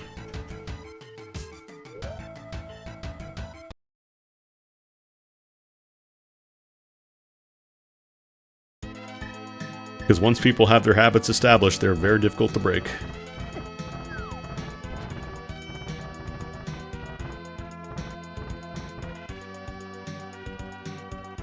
Like CDs and vinyls, you're getting those because you specifically want that form factor, whereas people still want to watch YouTube. People still want to look at Instagram and doom scroll. You don't understand the $5 luxury throwback phones with less features? Well, oh,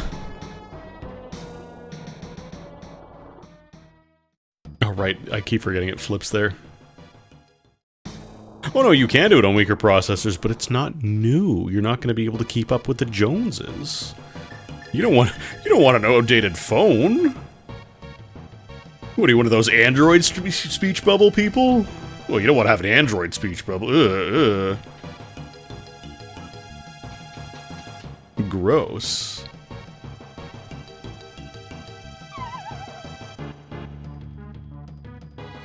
I want to use the third color of speech bubble. Brand me, I don't care.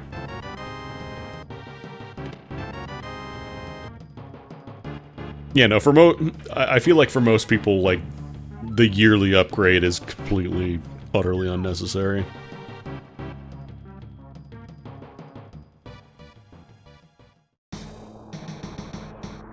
Alright, what's in Hookjaw Cave?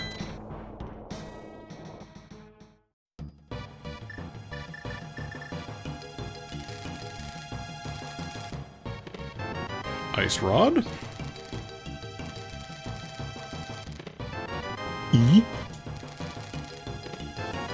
Ether?